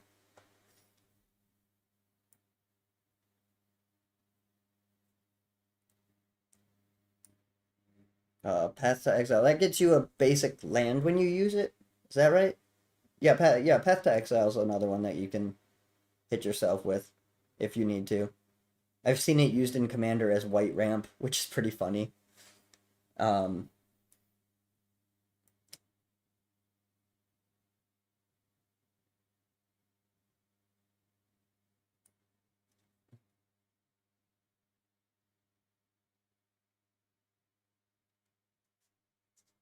would you play a single mana exile target creature that lets your opponent time walk? Uh, that's stretching how much it's worth.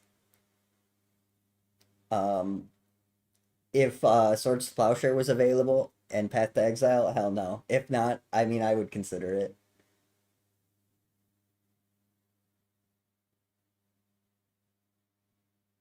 Yeah, yeah, that's true. Just like every blue player ran counter spell.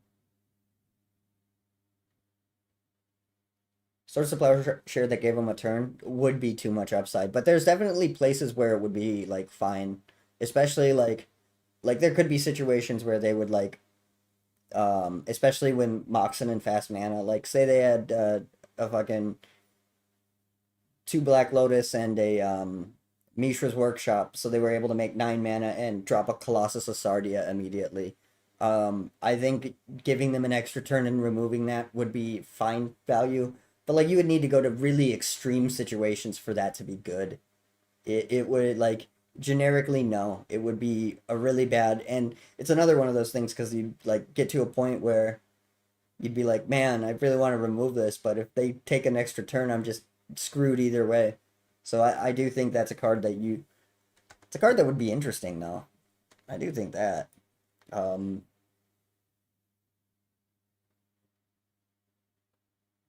yeah, I think that's a good way of putting it. It would be a win more card. And also, like, how would it be written? Would you be able to like exile your own 1/1 thing to just like time walk? Because if it was written that way, then it would be playable and it would be really good. But you would almost never use it for its intended function of removing something. You would just use it as a white time walk that requires you to sack your Banalish hero. Um, so if it didn't allow that, it would be pretty bad. If it did allow that, it would probably be busted. Uh, no, no what? Uh, with the delay. Veteran bodyguard. Let's talk about this. It's a 2/5. Look at this dude. Yeah, he is a 3 and 2 white mana for 5 mana total for a summon bodyguard. Unless bodyguard is tapped, any damage done to you by unblocked creatures is done instead to bodyguard.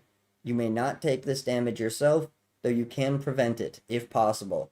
No more than one body no more than one bodyguard of your choice can take damage for you in this manner each turn. Wild. It's also it's so wild. This card's pretty bad. Um, like the only niche of it is that it can like block flyers, right? Like that's how this works, right? Because like if without a block, like you just block it, right? There is no, yeah, there probably isn't a reason for him to be wearing a studded choker. He thinks it makes him look badass, and maybe it does. Are you intimidated?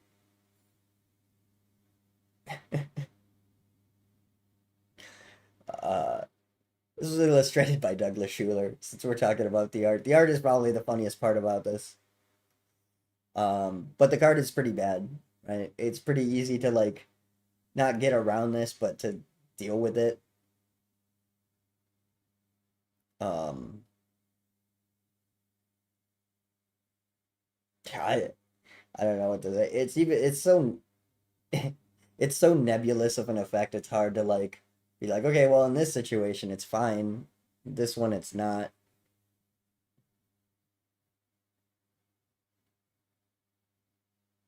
Are those the mountains from the mountain artwork in the background? By the way, the basic land number three. Well, not three, but the third mountain.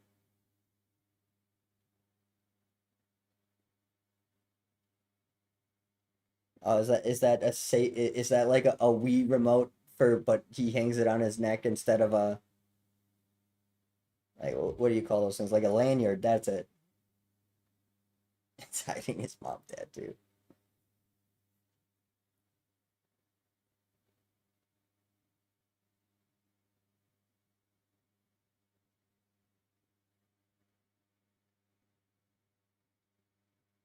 No, it wouldn't be an alpha. Alpha only had the two mountains that or two mountain lands arts, and I think this was the third one that started in beta.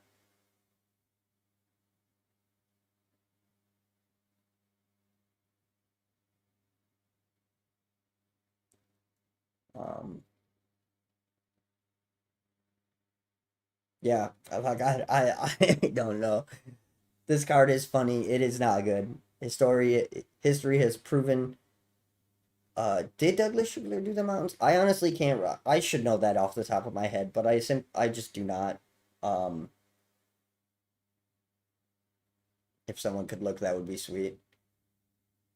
Might be the same artist. Although artists reference each other's work from time to time in Magic the Gathering, especially the ones that yeah, was Schuler. Okay, yeah, makes sense. Maybe he just ran out of like uh paper, just did the art on top of it. So there you go. Take a fax of that. Anyways, next we have Wall of Swords. Wall of Swords is pretty interesting. Uh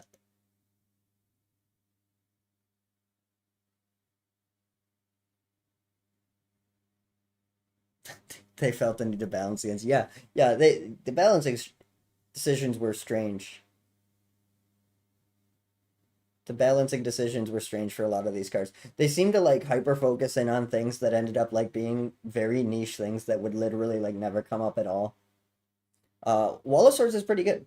It's a 3/5 for 3 and 1 mana, so it's the same power and toughness as well. Actually, it's one more power than our boy the bodyguard, and for less mana and a easier casting cost on top of that. And it also has flying. So this is actually, if you think about it, just a better bodyguard because it can block pretty much everything. It can kill more things, and it can survive the same amount, right? Um, yeah, Wall of Swords is just better bodyguard. Um, yeah, and like walls are never going to be a great card, right? Like this doesn't push your win condition through anymore, but this is yeah, this is the prime animate wall target, honestly. Um, yeah, it's a solid card, right? Like probably pretty awesome in limited. Yeah, give it a lance. Give it a lance. Slap a lance on there. Maybe a couple of the wards so it doesn't get him instantly removed. And you have yourself a win condition. Uh, but no, Wall of Swords is pretty okay. It's a great limited card, right? Walls are fine if you're playing a slow strategy, right? If you're trying to drag out the game, Wall of Swords is a good way to do that. It's easy to cast if you're multicolor, which you probably want to be. Uh, the art is interesting. This one was illustrated by Mark Teeden. I like Mark Teeden's work.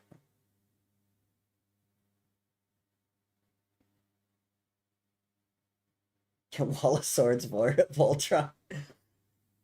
Yeah, yeah, that yeah. Wall of Swords Voltron. I love the idea. Um, I guess there's really nothing else to say about this though. The art's really good. I like Mark's work. It's a wall it can't attack. It's a 3/5 for 4 mana, which is pretty good rate. It has flying, which is awesome. There's not much else to say about it though, right?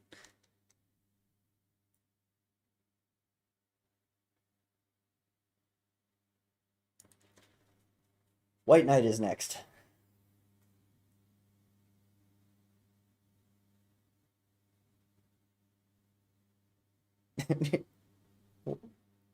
Wall of Blood. Yeah. Fantastic work, guys. Great deck. Uh White Knight is pretty good. This is a pretty strong creature at the time. It's a 2/2 with protection from black and first strike for 2 white mana. So this is better than a grizzly bear. And this was only an uncommon too, which is kind of crazy. The This thing is just so above rate compared to everything else, except for one other guy we'll talk about later. Yeah, a 2/2 for two with two abilities, and those abilities are protection from one of the removal colors and also first strike. White Knight is pretty crazy. They wanted the knights to be good, I guess, which makes sense, right? You know, it's a game based on D&D, and they want their super cool dudes in armor to be super fucking cool. And I don't disagree. I think I like where this card's balance is at personally. Yeah, the double cost is even now, like double white is a real cost. Like yeah, in Legends this would cost like 5 or 6 mana. Actually, there is I think one in Legends. It costs 4 mana and it's worse.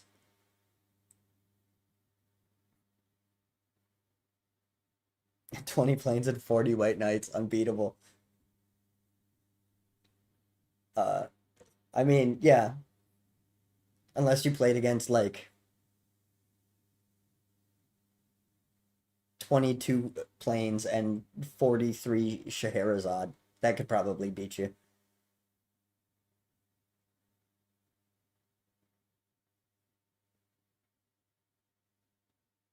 I think he's just threatening to hit his horse. He's not actually hitting it in the art. He's just swinging back to hit it. But yeah, fantastic card, right? And yeah, you're either a white knight kid or a black knight kid. Those were the powerhouse creatures.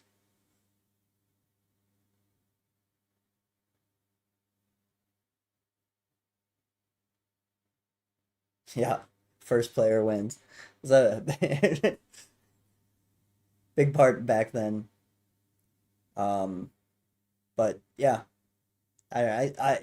White Knight is great, right? I don't know if there's anything else we have to say about it. Or still just I'd be pretty upset about that too. Let's talk about a really funny card, shall we? Let's talk about let's talk about White Ward. Um,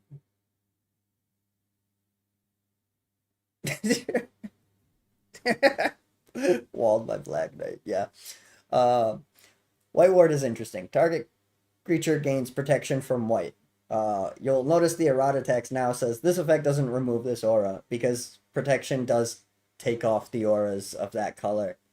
Uh, so technically, you use this card and it just immediately falls off by the state of the rules. Uh, it doesn't work. You cast it, you target a creature, that creature gains protection from white, sees the white aura, and falls off. Uh, it's so funny. It's so funny. But yeah, other than just being humorous for like causing them tons of rules headaches throughout the years. White Ward is like the other wards where it's definitely not worth a fucking card 90% of the time. Uh, Depiction. Yeah. I believe they're clouds or mystical magic. Uh, yeah, it's magic. Uh, yeah, Dan Frazier did the art. It's fantastic though, right? Like the art's good. Those kind of just look like weird clouds though, but whatever. Let's move on and talk about a card that doesn't entirely suck.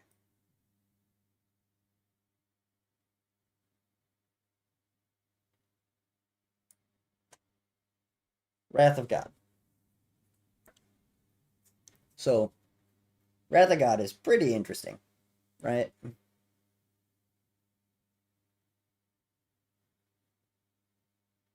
Yeah, for the short glorious moment on this stack, it didn't. Yeah, it did its job. It got it done. You can use it to with a Vesuvan Enchantress, not Vesuvan. Yeah, Vesuvan Enchantress, just to draw a card. Now it's a cantrip. Wrath of God, however, it's a really, really fucking good card.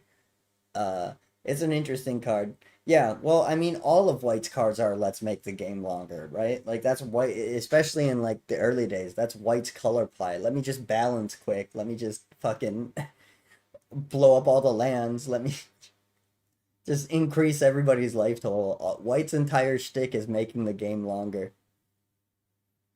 Um,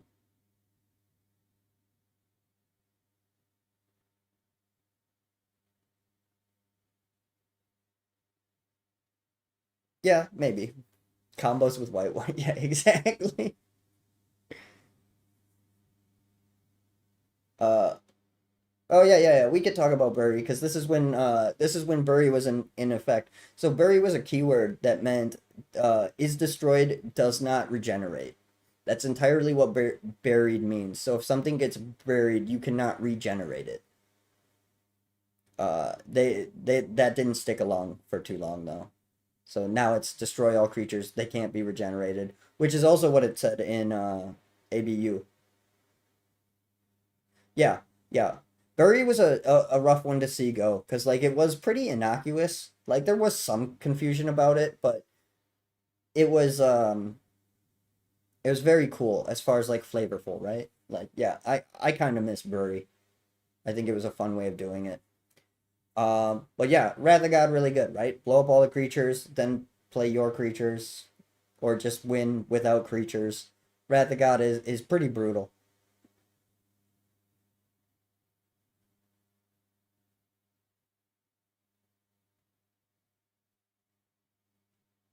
Yeah, that is pretty much the only new addition from Revised, the Tap Symbol and Bury. They also Revised was the first time they like revamped the rules. Yeah, Bury is kind of the reason Regeneration was not busted early on. Yeah, the art is fantastic. This is Quentin Hoover. He did great. Very chaotic. I'm gonna ruin this art for you just a little bit because if you look at the very center of the art, there is a man's foot like stuck up like a spire. And all this destruction is around this one guy's foot. And ever since I noticed that, I can't not see this guy's foot just sticking straight up in the middle of all the destruction. Yeah, you do get a free cheek shot. There's a couple cheeks actually if you look hard enough.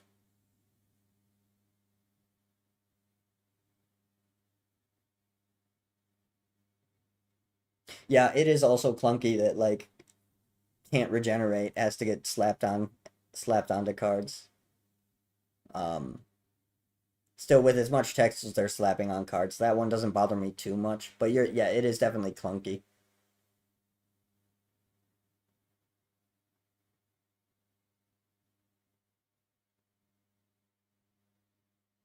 Yeah, yeah, every bit of it is funny. Yeah, the entire art on the card is great. Like all of it. The dude laying on top of the orc. Like there's a lot of stuff you can look at in the art and just be like, yeah, this is really funny.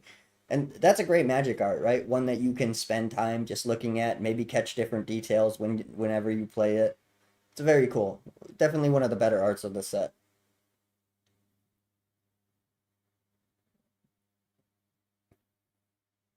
And probably, I don't know, maybe top five and like uh it might be a sword. It comes from the beam of light, right? Like I can't tell if that is a sword back there or not. But I don't think so. Yeah, it's my preferred art for the card too. Probably what like top five best cards for white in revised, because the best ones are probably like in no particular order: Swords to Plowshare, Sarah Angel, Armageddon, and Balance.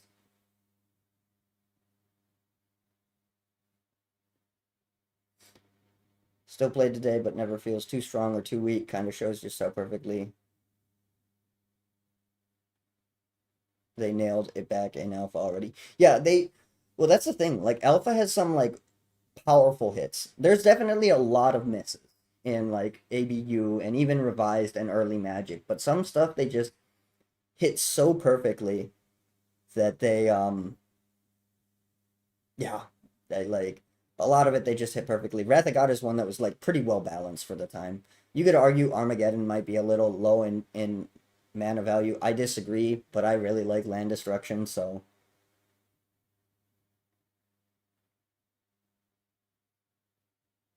and the sword. Yeah, okay. Yeah, Beam of Light and the sword guards are clouds. Makes sense. Um but yeah, that's Wrath of God. Really solid card, really good. Wrath of God is cool because you can't just play it, right? You have to have a plan with it. because like it's gonna blow up your creatures too. So you have to like. I really like. Old Magic was great for this. They don't really do it anymore, but symmetrical effects where like something happens and it affects everyone, right? Whether it's Howling Mine and each player draws a card, or everybody's lands are blown up, or everybody takes damage, or everybody shuffles up and draws. I really like that because it makes you like bend the game in other aspects. But now it's mostly they don't do that. Now it's a face. Okay, yeah, I guess I could see a face. You let your pattern recognition work on that and figure out what you come up with. Regardless, it's good art. Um, but yeah, yeah. Now that you say face, I'm seeing a face. I think that's it for the white cards as far as anything to talk about. Anyone? Yeah, it is pretty sweet. Uh, Anyone have anything else to say about the white cards are revised? I think after this, I'm gonna end the stream and then I'm gonna come back in like an hour and stream the blue cards.